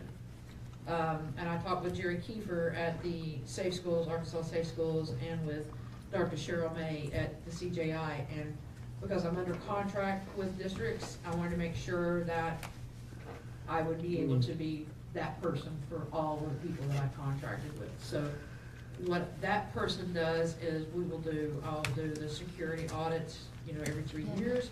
But also when we start looking at doing designing, whether it's for a brand new school, an addition or anything, is looking at the design and how it best can be done so to reduce crime. So making sure we don't have blind spots and making sure that we don't have little alcoves that can be, tucked away in the corners. So I am that person for you all. Awesome. So you can also consult, so if we had a plan, you would Right. be able to consult on cameras and. On cameras, audio, things Any like that. type of weapons detection or just decisions that needed to be made, you could give. Sounds like we need to make an introduction. Yeah, and the weapons detection deals are. Now, she did our safety audit last year Right? with Eddie, so that's a good thing. Okay. And I've seen really, really good ones, and I've seen really, really bad ones. And I do active shooter training, and I've done the active shooter training on national stages, and I've done them in conjunction with the FBI and with the State Bureau of Investigation. Probably the most nerve-wracking was I did my active shooter training right before the superintendent of Parkland came on the stage. So, and I've been doing that since 2013. After Sandy Hook happened, I, like everyone else, was glued to the television, to everything that came out about it, and I just took it upon myself and said I have to do something. So I created a training program. It's called How to Be Proactive in a Reactive Environment. I don't tell teachers how to take down an intruder, but I tell them how to protect their space. I'll talk with them about things that they can do to help us to not get to that point. One of the things is that when I was in, and this is a story I tell, when I was in 4th grade, every day and every afternoon, I would go see Miss Horton. And I would get the greatest hugs and loving from Miss Horton. And when I went to the 5th grade, into 6th grade, 7th grade, because we were a K-8, all the way up through 8th grade, every morning I went and saw Miss Horton. Every afternoon I went and saw Miss Horton. Until I had to go over to the high Other school. school. Teachers don't do that hardly anymore. They're afraid to, you know, because now they've got, oh, you hugged my child, you're, you know, a pervert. One bad apple has ruined it for everyone. So the teachers now, instead of showing that love and taking that genuine interest in that child's life, they've put up the wall because they don't want their reputation, and rightfully so, right? But by having that separation, they miss the small things that could be the red flags. You know, when Columbine happened and they went through Dylan Klebo's room in his home, he had written an essay for English and he got an A+ on the essay. And it was laid out on his desk, and when the FBI started reading it, it was a story of accounting, a detailed account of a school shooting. He got an A+. The teacher didn't think that was a red flag. So there are things that we can do. So I've done that training since 2013. So I'm glad that I can do something along the lines with helping. My schools want me to go get, you know, my reserve deputy or the CSSO, and I'm like, y'all don't pay me enough. I'm not gonna go running in there like Annie Oakley, shooting up stuff. But, I just okay. think with safety being such a priority for us, that having her to help as we look through plans, Perfect. this is definitely the direction. And the worst thing right now is just getting teachers to lock their doors. Hey, we got a plan for that. Yeah, that's right. Or they And they're don't doing have better, choice. they're doing so good on that anyway, but we've even got a plan that'll eliminate human error. That's it. So this is the POR, this is called a program of requirements. And if I were to say we were gonna have 100 kids in ninth grade, 100 kids in 10th grade, Tony, go eat. 150. Chris. Okay, so we're gonna have 500 kids in a 9 through 12. Then this tells me the total required and funded square footage. The minimum you can build is 78,705 square feet. That's as small as you can go. What it also then does is it calculates here in this first column, the required number of certain rooms. So this is, again, the minimum we can have. We have to have 14 high school classrooms without exception. Now, you want 16, that's great. But that other 1,700 square feet's on you. So this is where it helps us in identifying exactly what size do we have to have, what rooms do we have to have. There's a lot of these rooms that don't trigger until you get to 1,500 or 1,000 students, like having 3 science labs. You do have to have 3 because you're at 500 kids here, but maybe having a vocal room, that's 1,000 kids, right? So you don't have to have a vocal room. Well, we have a choir, we need a vocal room. Okay, well, that's gonna become a want.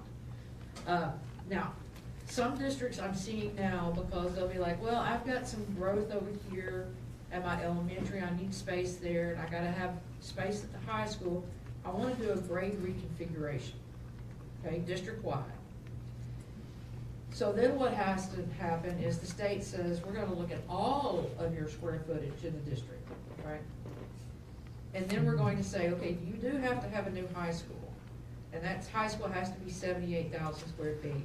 And you've ran all these PORs for your elementaries, your intermediates, your junior high school, and collectively you have 20,000 square feet too much. Now, we're only gonna fund you now 58,000 of that 78,000. So that's where, you know, yeah. So, and that's when they want you to start looking at how you're utilizing the space you have. When I go to, especially in elementary schools, the principals will say, well, we don't have any room, we don't have any room in here, right? But the district as a whole has opted to go smaller classes, right? They want to go with smaller classes instead of having 25, let's see, what is it? Let me see if I can see that. 25 elementary, 1st through 3rd grade, 25 kids in a classroom. We only want to have 20. That's fine, but you're not utilizing your space to the full due. So now you're having to have another classroom, right? Because you're running smaller numbers. So it gets tough when I tell a district, you've got plenty of square footage, you're just not using the way you're supposed to be using it. If we want to take a building out of use, and we want to either sell it or demolish it, the first thing we have to do is take it out of being utilized. Let's say we did want to get rid of Guy Berry. It's the oldest campus we have. We were gonna sell it to ASU, and they're gonna turn it into dorms. First thing you gotta do is get the kids out. And then it's gotta go into that unused list. That unused list then goes out to every charter entity in the state of Arkansas. Charters have the first right of refusal. Now, if ASU says, we want that building, then I can request the state to give us a 30-day waiver. The 30-day waiver, they will blast it out for 30 days. Charter schools have 30 days to make an offer. If no one makes an offer in 30 days, the district is free to sell or lease, whatever they want to do with it. How long do the kids have to be out? They probably need to be out for like A year? a year. But, I mean, if you tell me that going into this coming semester in August, we're not gonna have kids over there, then I would immediately change it to unused. Okay. So it doesn't have to be that it's vacant for a year before we do anything. It's just, they've gotta be out of it. You can't say we're not using it when the kids are in there. Yeah, okay. So how to say the north wing of Nelson Wilkes, Uh-huh. the old wing that's there, I think it's being, I don't know, is the whole space being used for the preschool? But is that No. empty space sitting there hurting us in terms of It's its in use. district square footage? It's in use. It is in use, okay, It's in use for different things. It's in use. okay. Yeah. And another thing, and this is where you guys and community and teachers, the governor, the Secretary of Education, the legislators are all big on early childhood education, pre-K. They're huge on it. But guess what? It's not considered academic space. That hurts me. Yeah. Because if we have a building that is used for pre-K and we need to add something, they're gonna go, you've got an unused building. Yeah. That's Right. wild. Yeah. Or if you've got 4 classrooms That in metal your, building if you've at got, the let's say you're kindergarten. using 4 classrooms at Nelson Wilkes for pre-K and you need more space, they're gonna go, you've got 4 classrooms that you can use. Yeah. So that's where we have to get the legislators, if they don't wanna fund it, that's fine, but don't penalize us for having it. So that's where we really need all of you guys to really contact your legislators and go, hey, you've got to recognize pre-K as educational space. Yeah. That's huge. The same with the storm shelters. It's a requirement now, but it's an unfunded mandate.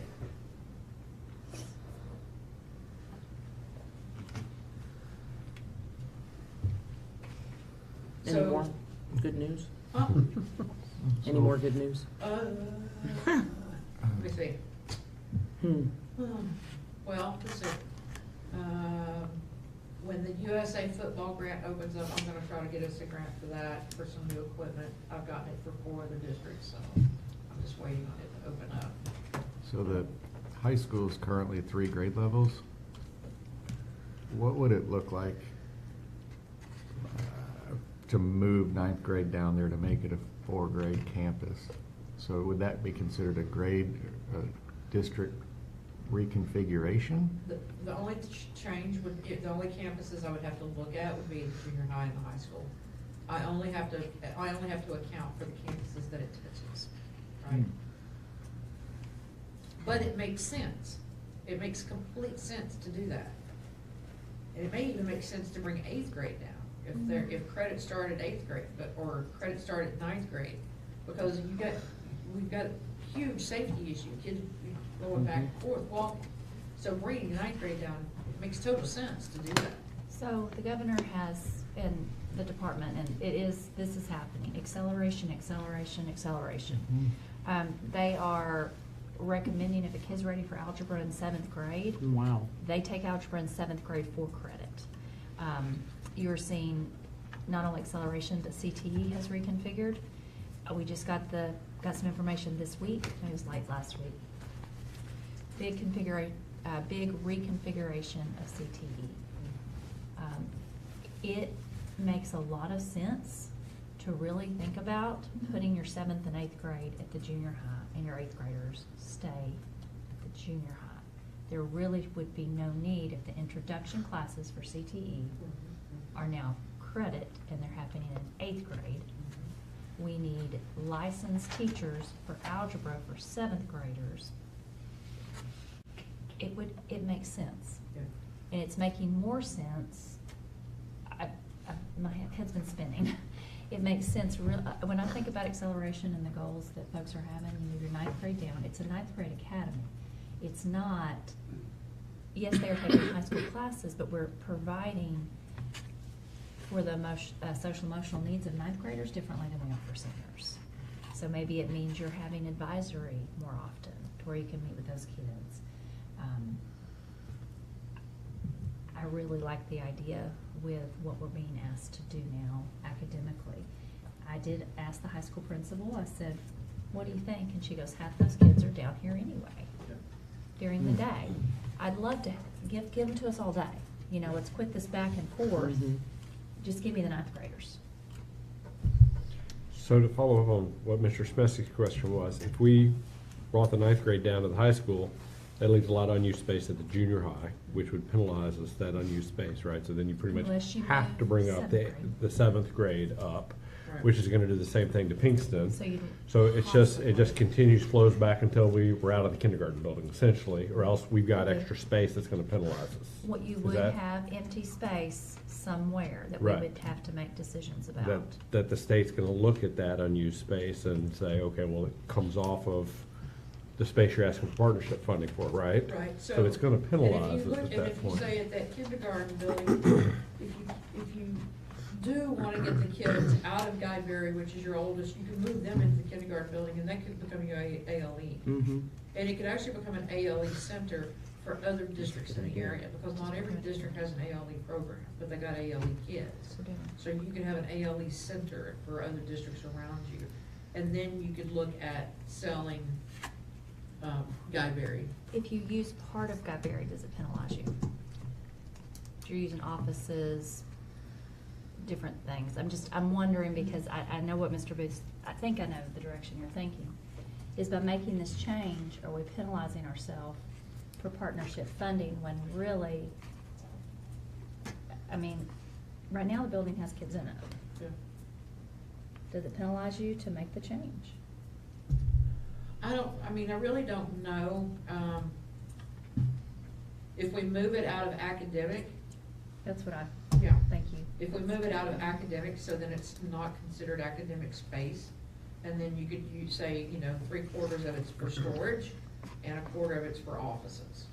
And then you could move the ALE kids to somewhere else. And that And would not not Get penalize you? penalized. But you have to move it out of academic completely. And we don't have to have made that move, it's just, hey, this is the plan. Because this Right. obviously wouldn't happen until 3.5 years And from what now. I would Even if wanna you decide to do sell in it this, you- and what I would wanna do in this early stages of us planning is go ahead and get those PORs for every campus in the district so that we can look at it and go, by doing this one change, one grade change, it's gonna wipe out all of our square footage that we would be eligible for, right? And we don't want that. So I would rather do that on this early planning stages, because what we can do then is you can always come back and move the high school, the 9th grade down after we build the high school. Because we are losing kids, so we might be able to do some room juggling, room configuration and things like that.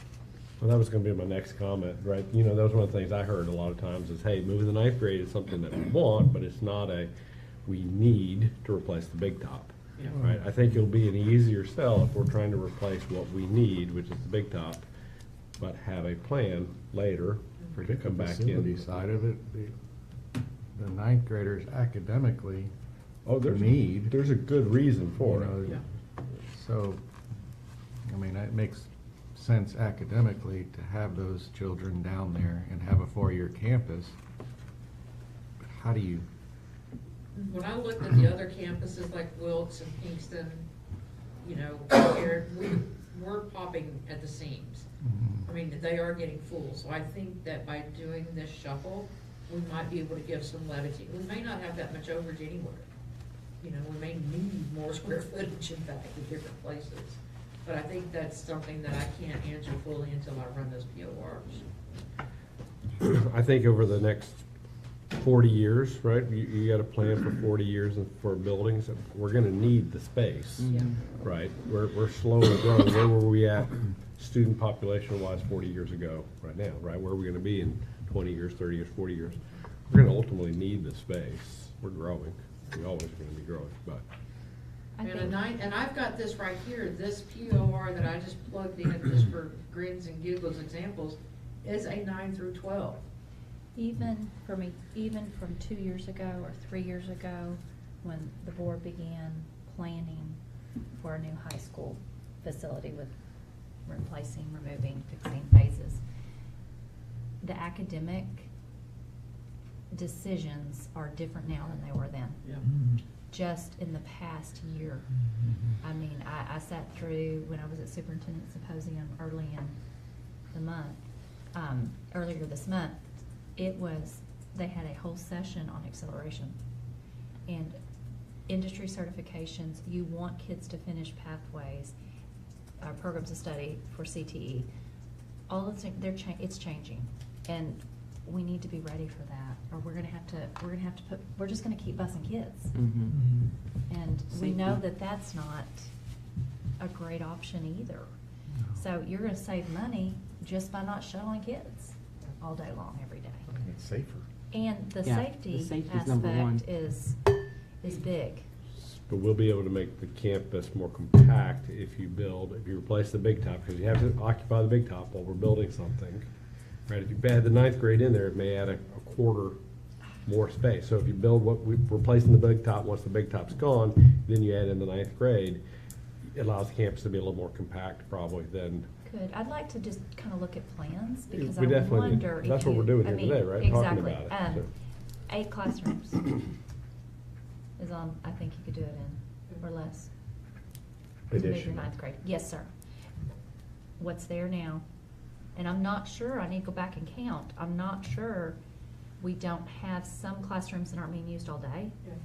You know, there might be a teacher in there half a day, or it may be a teacher that splits between 2 buildings. Well, you no longer need the split between 2 buildings. That classroom is already accounted for. I know one in particular. She If our comes 9th down. graders are already down there a lot of the time, there's Yes, space sir. for them Yes. already. So, anywhere from 6 to 8 additional, if I count, it just doesn't take as much as we think it does. It really doesn't. This says that we only need 14 general classrooms for 9 through 12. What numbers do you put in there?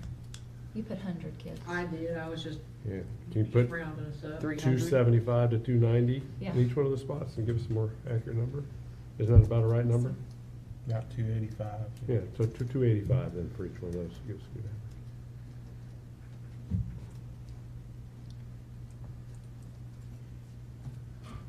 Do we know how many other high schools in Arkansas are only 10 through 12? That's a hard question. I can probably tell you how many are more K-12. I've got a lot of K-12. Is Conway, do they have a 9th grade center?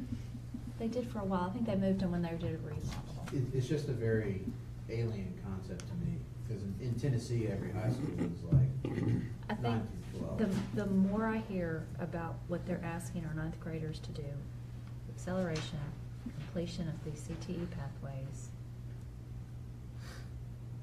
it makes sense. They're high schoolers.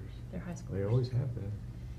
And math and science are the two that really, I think the most about, because you have more acceleration in math and science. There are going to be some options for language arts, but you can take AP classes now in 9th grade, easily. You can be getting college credit in 9th grade. They're trying to get kids to get associate's degrees. I talked to a student today that said he goes from the high school to the junior high, back to the high school, back to the junior high. Okay, that's not good for any student to be that much shuttling. Do what? It's just ridiculous. So this says if we did the numbers like I did, it gives us 1,115 kids. Total required and funded would be 164,000 square feet. What I would have to do is I would have to look at what is our existing space, like how much space do we have that we're At the keeping? high school right now? And then I take that and then it tells me, okay, you've got this, you need this is how much you need. But if you look here, it'll tell you it's 34 general ed classrooms, 2 chem labs, or 2 general physics labs, 1 chem lab, 1 bio lab, 4 prep rooms, 1 storage. So it goes all the way through. 3 multi-purpose instructional rooms. Yeah. Oop, oh shit. Oop. I'm getting recorded. Does anybody remember the number from last time? I wanna say it was 180,000 is what we currently had. Yeah. Because I thought I remembered, hey, we're gonna take down 80. I don't remember those, see if That might anybody be- remember that the might numbers. be right. I don't recall 100%, so I just, you know. If that was the case, that would leave us with 60-something thousand, 64,000 eligible for partnership funding. Well, 36,000 eligible because they say we're over district-wide, building-wide. That's all, we already know 36,000 is what ish, Okay. Yeah. 37 is what they're willing to partner with. And it might give us a little bit more if we bring 9th grade down, but that's where I've gotta look and see, okay, if we bring them down, yeah, we need more here, but what's my overage at the junior high Well, that's now? what we were just talking about. We'd have to shuffle all the grades. Yeah, to do exactly, that, and because that's where I've gotta look at everything. those Can you numbers go to count the Domino's? junior, the ninth grade being at the high Yes, school. they did. We Yeah. added in the ninth grade numbers to that, so. Right, right. Well, that's why we start now, so that we have this ready, yeah. And we can do planning sessions just like this where, you know, we can bring the principal up, you know, things like that. And what I always say, you know, is bring up your roster, you know, what your class schedule is and your teachers. You know, don't just tell me you need, you know, Right. I wanna look at your room. You know, when you think about it, just, let me give you an example. A teacher that teaches an AP course may only have, you know, I've said you have to have 10 at least, but that's counting a teacher that in one class period might only have 15 kids. So when at that 34, does it say 34 instructional classrooms? Is that what it says? High school is one of the least efficient groups. Middle school is super efficient, right? All high schools? All, thank Yeah. you for clarifying. All high schools. Elementary's pretty cut and dried. You can have 28 kids in a 5th grade classroom. You choose to not, that's fine, but just know the efficiency number is you can have up to 28. Middle schools generally are super efficient, Yeah, they are. the most efficient. Yeah. But high schools, you're either taking chemistry, physical science, biology, zoology, you know, how many different options, all of which are for credit, Yeah. and that's high schools everywhere. Yeah. Yeah, that's not That's- Mountain Home that's High not a- School. that's not- No, that's no. a- The more AP courses you offer, Yeah, it's like I was with Farmington on our last application cycle, and they're wanting to try to do that grade reconfiguration, and we applied for a junior high. And I had to go through their high school and again measure everything. And their high school's great, but they've got they have a whole wing of just counseling, a wing. And then they've got 17 CTE programs. State says you only have to have 3, right? But I don't know anybody that just offers 3, because we have gotten to the point now where we know not every kid is college ready, but we gotta get them career ready. And so we're, like you said, we're pushing more towards that CTE offerings. Districts now have a higher ratio of students on IEPs. So they have to have more resource rooms, whereas this state says you only need 2 resource rooms. and I'm guessing that's based on like a 10% or It's based less. off of, yeah, it's based off of a percentage of the student body, so. It's got, and then Sure. we're looking for 160, 160. 160, and then the knockdown is 84,000. So that's what we currently have, is the 160. Yeah. Thank you, sir. So like a special ed resource room is only 450 square feet. 2 are required for 1,000 students and above. That's tough. And we have more than that. with classrooms. Yeah, most And one or districts two now are, classrooms. most of the districts that deal with are running anywhere from 17 to 25% students with IEPs. We aren't quite there. But we're We're getting In the elementary, aren't the special ed teachers going to the classrooms to work with the teachers? But they're also have their own classrooms, because they also pull kids, they do both. Well, I'm glad to hear that, Yes, because that ma'am. wasn't that way. right? They're doing both. Yeah. So they have classrooms as well, and then they try to give our special educators classrooms at the high school, even if they're just not just, even if they are only co-teaching. Conferences, paperwork, pulling kids if they needed to. So each special educator at the high school has a classroom, I think. I'm almost positive. You know, So, that's another thing. moving the ninth grade down can be the best idea in the world, but if we don't have the community support for it, we're just spinning our wheels and wasting our time. So we have to come up with a plan that's gonna get the support and get the approval when we take this to the ballot, say, yes, this is the plan that we wanna support. So I think we all need to start talking with our constituents and seeing what, I mean, there's, obviously, we need to let them know why we want this, what is needed, and have it needs to be a give and take. But ultimately, if we can't get the support, then we're wasting our time. And I think people are probably predisposed, because last year was recent enough that that's in everybody's memory still, that we're starting behind the 8 ball by having a discussion, so. Well, and I think one of the biggest things that you're gonna get the community behind you on bringing that down is the safety aspect of kids walking back and forth. You know, let me come up one day and just put one in my car, you know, or how many of them can sneak off, you know. So we're really gonna lean heavy on the community, on that safety aspect. And we're also gonna lean heavy on the fact that they're already down here, like you said, taking classes. So we're just trying to get them down here all day for safety reasons. They're already down here, yeah. Plus the time it takes for them to walk from there and back, and the weather Exactly. conditions. Yeah, exactly. Do you know what path students usually take to get back and forth between They shuttle. the shuttle? So we Can you have- walk at all though? I mean, I guess if you miss the bus, you might have to, but they try. And then there's really cost to hard that. For them not to. Yeah, They- I mean, there's they dollars to shuttle that as you can much as put possible. towards I the was gas, over there the one day, bus and driver. the storm came up, and the kids from 9th grade needed to get back to 9th grade. They had to wait, they couldn't get out there, it was pouring down rain, and, So you're losing time. yes. Oh, yeah. There's a lot of points to that, if people can open their mind to absorb it. Yeah, I mean, most of the high schools that I deal with are 9-12s. This doesn't change athletics. I mean, they can Uh-uh. still No, have ninth grade no. athletics. Oh, sure. A They lot can we're worried still about have- young kids with older kids, but It's, and I we're in a think different that- time. Well, the biggest thing there is, right now we have teachers in class with high school students already. Yeah, yeah, Because they are high school students. right. The other piece there that I was thinking about, we have a freshman academy. You have HHS, you have CAB, you have Yeah. ACME, and then you have a freshman academy.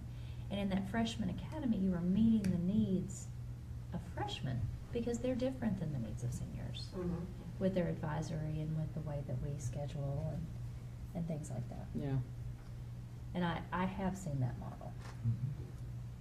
You know, if we could have a completely separate campus of ninth graders and have enough teachers to fulfill every single Oh, class yeah. that they need to take, And we've got enough It's buildings great. here that we're keeping, but that we once don't. we build the new building, we can maybe move some of these out, and then like one of these buildings that we're keeping will house the freshmen. You know, so then all they've gotta go over there for is, you know, cafeteria or, you know, specialty classes. So we've got options. But they're pushing in anyway, they're down there a lot. I would say 50%. I can get the numbers. You'd need a bigger cafeteria. Seems like it would increase the Bigger efficiency kitchen. of the high school overall. It would I mean, absolutely increase the efficiency of the high school overall, just because that just makes sense. It's essentially making one of those other wings, the ninth grade, one of the existing buildings is the ninth grade. You could, On the backside, You could, we have enough. And move we- those it's into the newer pretty space, yeah. Close with classrooms. I mean, it's not gonna be any additional, if you really look at what we already have. Sure. Make sure what we're using efficiently. I don't think you're adding many classrooms to what is under the big top right now. I think that's what I'm trying to say. Mhm. Take your number of classrooms that's currently under the big top. I don't think you're gonna need to add somewhere between 4 and 8. Maybe 4, maybe 8, but it's not more than that. And I haven't looked at their schedule or I haven't had the conversations yet to give you all an exact number. I know you need 2 ninth grade English teachers. You know, you're gonna need 2 more math teachers down there. I'm just thinking of classroom space. You're gonna need 2 social studies, but we've got 1 social studies that's coming from the junior high already for half a day to offer psychology. And you'll need 2 science teachers. That's just in my simple math. A teacher can have 150 kids a day. 300 kids, 2 math, 2 English, 2 science, 2 social studies. Your CT folks are already there. Your health teachers are already there. Your PE coaches are already there.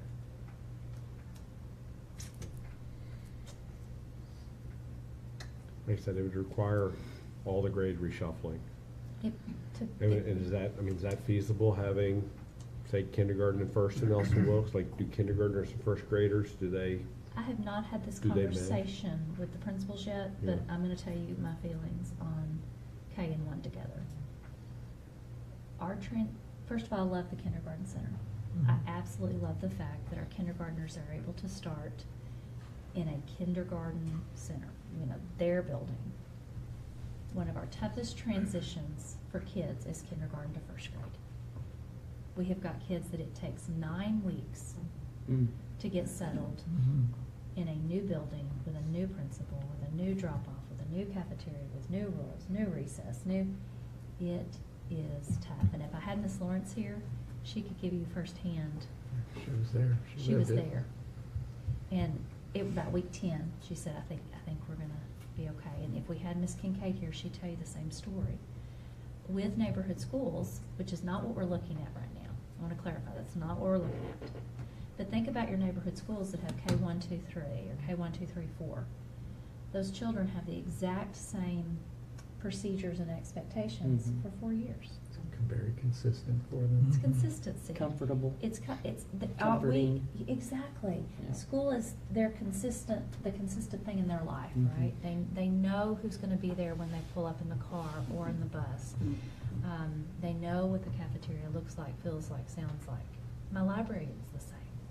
All those things. Putting kindergarten and first grade together eliminates some of the transition that we are struggling with some of our students.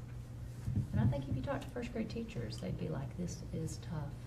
I think if you've ever raised a child, I can remember going from K through first grade was awful. I'm not getting out of the car. Well, it was just different. Scary. Kindergarten was like a fun place to go. Yeah. First grade was real. You know, I And guess when you think they about knew it, it. oh, I'm sorry, I didn't mean to That's interrupt. okay. You're fine. There's a lot of options, right? There I guess so are, and you that's could. just one And just option. hypothetically, like you Just could an do K1 and 2 at Hackler and put 3 and 4 at Nelson Wilkes if you We bring have it. options. So we could Yeah. we can adjust to make sense, like if that argument you're saying, keep them together, keep consistent. That's a good idea. But we have other options, I guess, if There's- you wanted to. Yes, and I have not Okay. had any of these We haven't conversations. talked about it at all, yeah. With folks, and so I hate to, but, Right. I mean, Scott, I had never thought of that idea, and Yeah. that's a good idea. And you Right. create the consistency that I've been talking about and begging for K1, and 2. trying to figure out. You've I got will options. caution about selling Guyberry though. I heard that go on. Oh, I yeah. think that'll cause a community uproar. Yeah.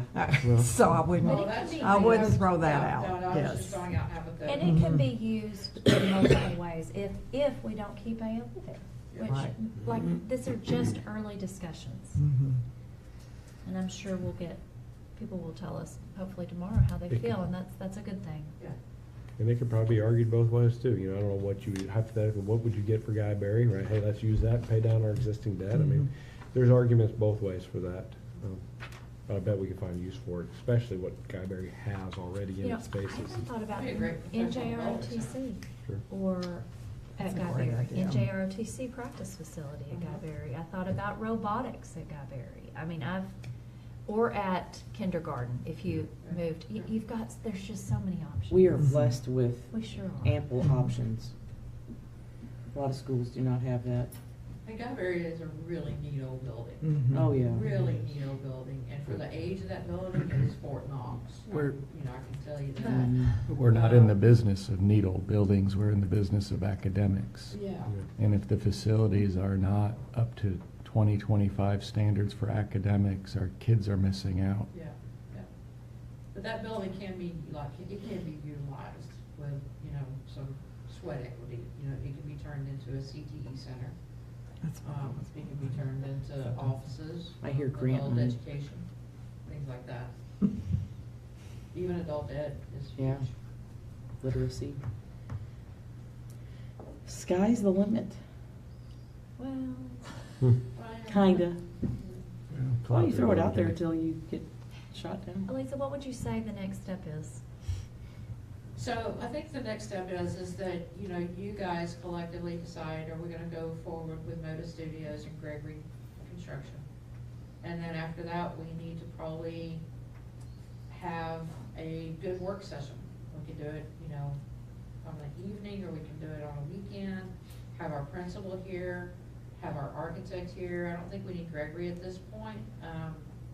And really just kind of start shaping out, get some good whiteboards, start writing out what do we have to have, what do we need, and what do we want?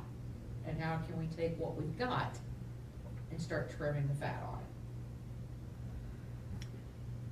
it? Okay. I think we could probably agree on step one about architect, probably right now. I mean, does anybody on the board need to talk or, you know, about that? No, We need to make a change there or not? I mean, I've I'm heard good with nothing but notice. consistent good feedback about Josh. As long as it's, I'm new, but I mean, you've got the work. I mean, if he's Why would you willing throw to that say, out? hey, A the lot of board money says, we need invested. to change this, if he's willing to say, roger that, I'll go make the changes. Yeah. It doesn't matter what architect, unless the architect's pushing back against, and, Yeah. well, I don't wanna do that, you know, but if you Yeah. have an architect that's willing to work with you, then there's a distinct advantage to using the one that knows this facility already. And he's kind of like us, I think, you know, he's invested so many hours and that he wants to see it done. He wants Yeah. to see something good for the district and the kids. So I hear a positive, go So forward ahead with and get a work Gregory session and Modus. set up with Modus. Do we need to take a vote on that? Can we do I this? don't think we can do that. Next board meeting, you'll Yeah. We'll approve have a to, contract. we'll have to Yeah. approve a contract Can't at do the it tonight. next board meeting. We No, don't this have is an a action non- on It's a it. work session. It's not on the It's agenda. Work session. But I think then, once you guys do that, Ms. Dewey, if you'll let me know, then I can shoot over Okay. some dates. And, you know, would you guys wanna do another evening, or would you wanna do an afternoon on a weekend, or? I like evening. You wanna tell us what works best for you? Nice. Evening's fine. Evenings are good? I can make anything work. Okay, I that's mean, Okay, so We we'll need throw to- some evenings out there. We need to make it as convenient for our community to get involved and Absolutely. attend as well, too. Yeah. Right, so, Evenings. middle of a day on a work day, I'd say no. Weekends, perhaps evenings, yeah. But I think the first one, let's get with our principal, and, you know, before we have that next meeting, he can make up his list of who's teaching what, you know? Yeah. And then we can start kind of going, okay, this is what we've got already, where can we trim it down and start from that point? And guys, listen, there's options. There are options. Just a quick phone call with, Josh, whatever the question was I asked him, I said, can we put this where the bomber is? Can you move the bomber? And so all you are looking at is that metal roofed part of the building. I just called the wrong thing, PMB? B&B. Pre-engineered metal. Pre-engineered metal building. PEMB. So everything else stays. It maybe gets a facelift, just because it will probably need a new entrance. Some of our places may need a new entrance if you put it there. But Josh said you can put it there. You can do 2 stories instead of 3 stories. Mhm. It can match the brick that's already there. Like I said, some things would probably need entrances, and I even said, okay, what about parking lots? He said, there are people, you know, what kind of engineer is that, is what I asked. Civil engineer, Yeah. comes in and does logistics, figures out where you go. How Guys, many you have, students do you have, how many teachers do you guys, have? that locks down that place like nobody's business. I mean, yes, you will have a courtyard type thing in the back, but you can fence it. Yeah. I agree. There's no limit, right? You know, I'd looked at once between the gym and Dunbar where the Bomber's at. You draw space there, there's like almost 130,000 square feet right there. There's You know, none. one of the big arguments was tearing down the library last time. Hey, it's a functional library. Why are we tearing this down? Well, I understand the argument was so we have space to build the new phase one. Maybe there's another option to build it there. And you could, whatever you want to visualize. Hey, the parking spaces there where the big top is could be a parking lot as well too, right? There's, I mean, this is where we need people who actually know what they're talking about and what's possible, and let's figure We this can out. move the Bomber You can move it. Closer to Bomber Bomber Boulevard, As sure. an eye grabber. Mhm. You can move that, you know, you can put your, if you can't get your cafeteria and your practice gym in your initial building, it can go where the PEMB was and connect, and you can wait a year. So you can still have class, which was a huge deal. If my understanding is correct, one of the things that the board who made this original plan was don't put kids in trailers if you can help it. Right. And, Try to do the least to interrupt a child's education. and a plan like that would allow you to have school, just While keep you're rolling. building it. You just keep So by going. doing just that, are we reducing any entrances to any Oh, yeah. buildings? We would be, Yeah, okay. Yeah, I mean. and we've got somebody to help us to make sure. Okay. that's- Yeah, I mean, but if you build it there where the Bomber currently is, like You like tighten they it. do, say, you're bringing all of that in. You're Okay. narrowing all that in, and then you can do fencing in between your buildings, and you've got a secure They may area be that able they can walk. to connect it. I mean, I don't know. And you have a brand new area, brand new entrance and main entrance for parents. You'd probably have to have a new entrance for Dunbar, and you'd probably have to have a new entrance for the Okay, gym. that helps me. I'm That's where I sorry, was yeah. trying. I was Right. thinking, we're not reducing anything. No, Okay. you are. Yeah, we will. I mean, I think do that's, some of that. I'm gonna say that is another priority of this board's, is not to have however many entrances there are. Oh, to the absolutely. high school. Yeah. Safety. Think about that if you had an entrance where they went through entry shield doors and then routed to Dunbar or the You gymnasium. could. The split is inside rather than Or you, as you. you walk in with it, one yeah. front door and For everything. for everything, for every event. That would be huge. I think that's Basketball the games. greatest need, yes. There's lots of options, lots of opportunities, and, But if we start now, we can get to that early review. so we'll have a contract, is that correct? I'll need to talk to Josh and see about a contract for the February board meeting as an action item for you all to look at. Yeah. And then set up if approved, Work session. we'll do a work session right after that. We have our first work session would your board Late meeting? February, well, if it's approved, March. late Oh, February. So we could, yeah, so we could do the first board meeting in March. And I'll get with you and we'll come up and we'll start measuring the other campuses. We've already done it once, we had such a good time. I'm not on my computer. What did it I feel like I again? ran Missed you away so. with you for- You did run around with lasers. with You me guys all played day. laser tag all day? Yeah. Well, I've got this great thing. When I first started doing this, back when Jesus was a baby, I had 100-foot measuring tape. Oh, they have this gadget, go and stick it on the wall. It goes thump, thump, thump, thump, and then it tells me immediately what my square footage Yeah. is. So I still don't have to use algebra. And, Which you can now But take you in know the what it seventh is. grade. right, so I can quickly lean into a classroom, get it on the wall, and get that measurement, and the kids don't even have to find out I'm there. There you go. So, Cool. So what are we talking about for an architect next month to October, based on previous experience, what, 200,000, 300,000? Is that what we're talking about? I don't think. Kinda we do approve that it? much this I time. don't Because he's already familiar with it, it's not gonna be. Well, and you also, so you can take out some large items too. All the engineering's done, All the surveying, civil. all of that whole, Okay. that's one of the great things now. You can say, can I put it in the plumber? Can I put it in the football field? All that's done. All the groundwork, all that engineering, that kind of stuff, I know we can do, okay. Between the changes we made last time and, you know, those were plans that were supposed to be, if the village passes, how do we get it up as soon as We we can? don't do Your that. new plans are gonna be a longer, you know, less, you're gonna need, help me please, I don't mess this up. Where's it going, what's being demoed, what's the floor plan? Yeah. What are the classes? So Yeah. that's smaller. And You not know, as and the many last ones were changes. also 2 millages, where it went from, we want this, okay, now we want this changed, because some things changed, but Yeah. we had complaints that no one got to see what phase 2 was, so then we built phase, so I think it's gonna be, and I can pick his brain a little bit, and Okay. try to get you I know they'll never be firm. That'd be great to know for that February meeting. What are we talking to Yes. spend Yes, to you'll have a get this? contract, Yeah, I would Okay. assume that this will be just kinda like last quite a one. bit less, but then if if we do a millage and it passes, you're gonna make it up.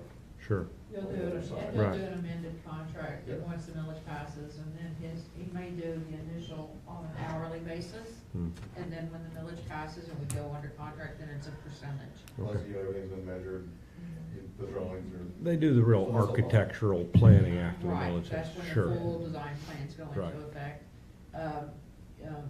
This would come out of Standard- building fund? The standard fee is 6% for an architect. You know, you just can't talk to them about it. Yeah. Yeah, we can't talk to him about Can't. that. Yeah. Get them down. Interesting rule, but that's the rule. Well, you can negotiate if that's who you wanna use. But you not can in an negotiate, But interview. you can't hire based on. Based on the fee. Right. Okay. So he'll probably give us something like we had the last time, Mhm. Chris, is that what you're It'll looking? be, the same, I think the only thing that I would We had him, do a little bit differently, this time, it's not different, this will be an addition. I wanted to make sure you were all good with this, we still have to fix the big top, Hmm. standpipe, stuff like that. I didn't want to find out that if you wanted to go somewhere else, that I had 2 architects working the same one, so you might see like new phase plus Yeah. standing, you know, the, What because is- I how don't. much was the sandpipe? Have you got a bid on No, but it sounded like it was enough that it's, gonna take an architect. has been architect. I think the standpipes were on there 6 figures. Man, oh man.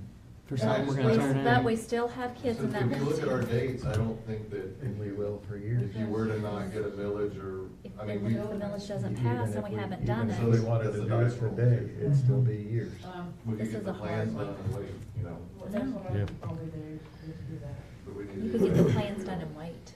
And I can tell them We could get and the plans would show progress. Right. I'm talking about the standpipes right now. Let's kind of work on the millage. My biggest fear would be, They show you progress. have a certain date that has to be done.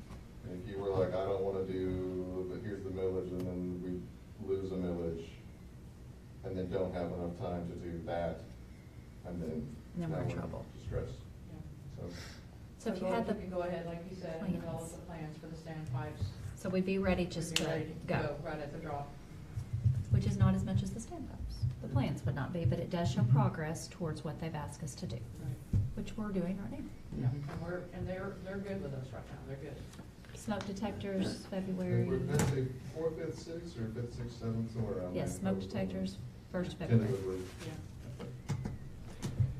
A little chilly up there, but. I bet it was a little chilly up there.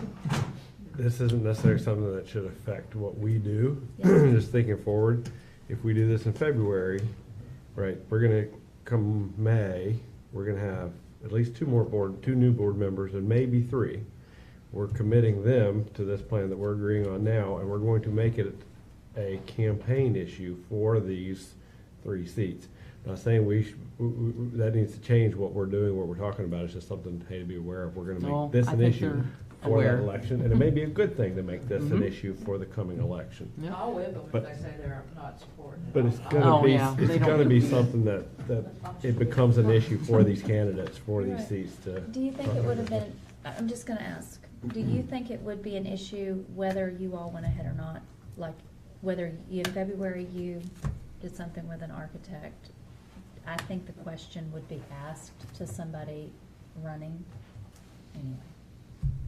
I think Because it's an whoever issue. runs should know this is on the radar. I mean, we've been talking about this for years. It's not like it's gonna go away. Board members up for election every year, so. Yeah. Yeah, if You can't wait for that. Basically, It's not sitting gonna on that, Who's you'd the- never make a Good point. decision. Who's the third seat Yeah. that's potentially Good point. open? Possibly Daniel. We have seats 1, 2, and 3. We're not committing So, a One, future board to two, any three. financial he's thinking about obligation. leaving? I Possibly. mean, we're making a decision that But night. he's Well, also just thinking because about you get new running. board Consider members, this, they can't go but back not and second guess what you committing to a guys have millage. already We're voted. not Put Well, it no, right. because then you'd never have anything done at any time. No. Yeah, you've just gotta keep Just going. make a Right. picture. Right. Yeah. It's gonna be like hiring a principal. Yeah. I'm Yeah, probably you hire a good principal in up to February speed. that a new board member doesn't Exactly. like, It goes That's fast. it, yeah, but it's a So lot hard. to take in. because you are the sitting board right now. mean, But I ultimately, agree, think it will it's- become an issue. I think it's a good thing. for Makes it to me be an wanna issue for stay. people to talk and Yeah. talk to the Yeah, candidates about and. $300 a month. No. For Okay. $350. Do y'all have any more questions Oh, did for you raise Lisa? I it? know we They did. can get a hold of her fairly easily if we think of something. Yeah, my phone number, email are free to everybody, so. Thank you for coming in this nasty weather. Please be careful going You home. are getting board training hours for this? Yes, Because we're Lisa is also a certified. certified board, whatever, trainer. certified. Certified something. Certifiable. She can give you hours that I come get for you 3 ASBA hours hours. of board credit Beautiful. training. We're gonna hit that pinnacle soon. In January. I mean, you're almost there, you're halfway done. I think when you come and you start measuring, we need to Yeah, have you're there. students shadow. That's a great opportunity. Yeah? They better be fast. That's fine, but they Yeah, need to see. And there's some schools, because part of that Learns Act as well was that districts That's cool. provide with all of the local law enforcement, first responders with detailed maps of the school. So what a lot of schools are doing is they're actually having their ESLAB kids create maps and I color love coding that. them and things like Well, that's that. pretty So- cool. That would be a good That is project. Yeah. fast. That's great. That's good. All right, well, cool. Let's build a school this time. Let's go. Let's build a school this I time. think we'll have the community support. I think the only thing after you guys do the vote on, in February for the architect, I think, is to really kind of think about moving the kids down Mhm. and how we want to have that look. I'll pull all my stuff I've measured, because I Can I know ask you're you right. another we did measure. question? Do you want him here for the vote? So you can ask him questions? Josh? Board? I don't feel the need. Do you? I tell you what, once we get the action item ready, Yeah. once you look at the contract, if you have questions or think That that would we be need the- to, invite him, I know that he'd be willing to come if you all, but maybe you could see the contract first. Correct. Kind of like look at the action item and see if it's clear or not. If it's not, we'll bring it. Does that sound good? Yes, ma'am. Okay. All right, any more questions before we adjourn?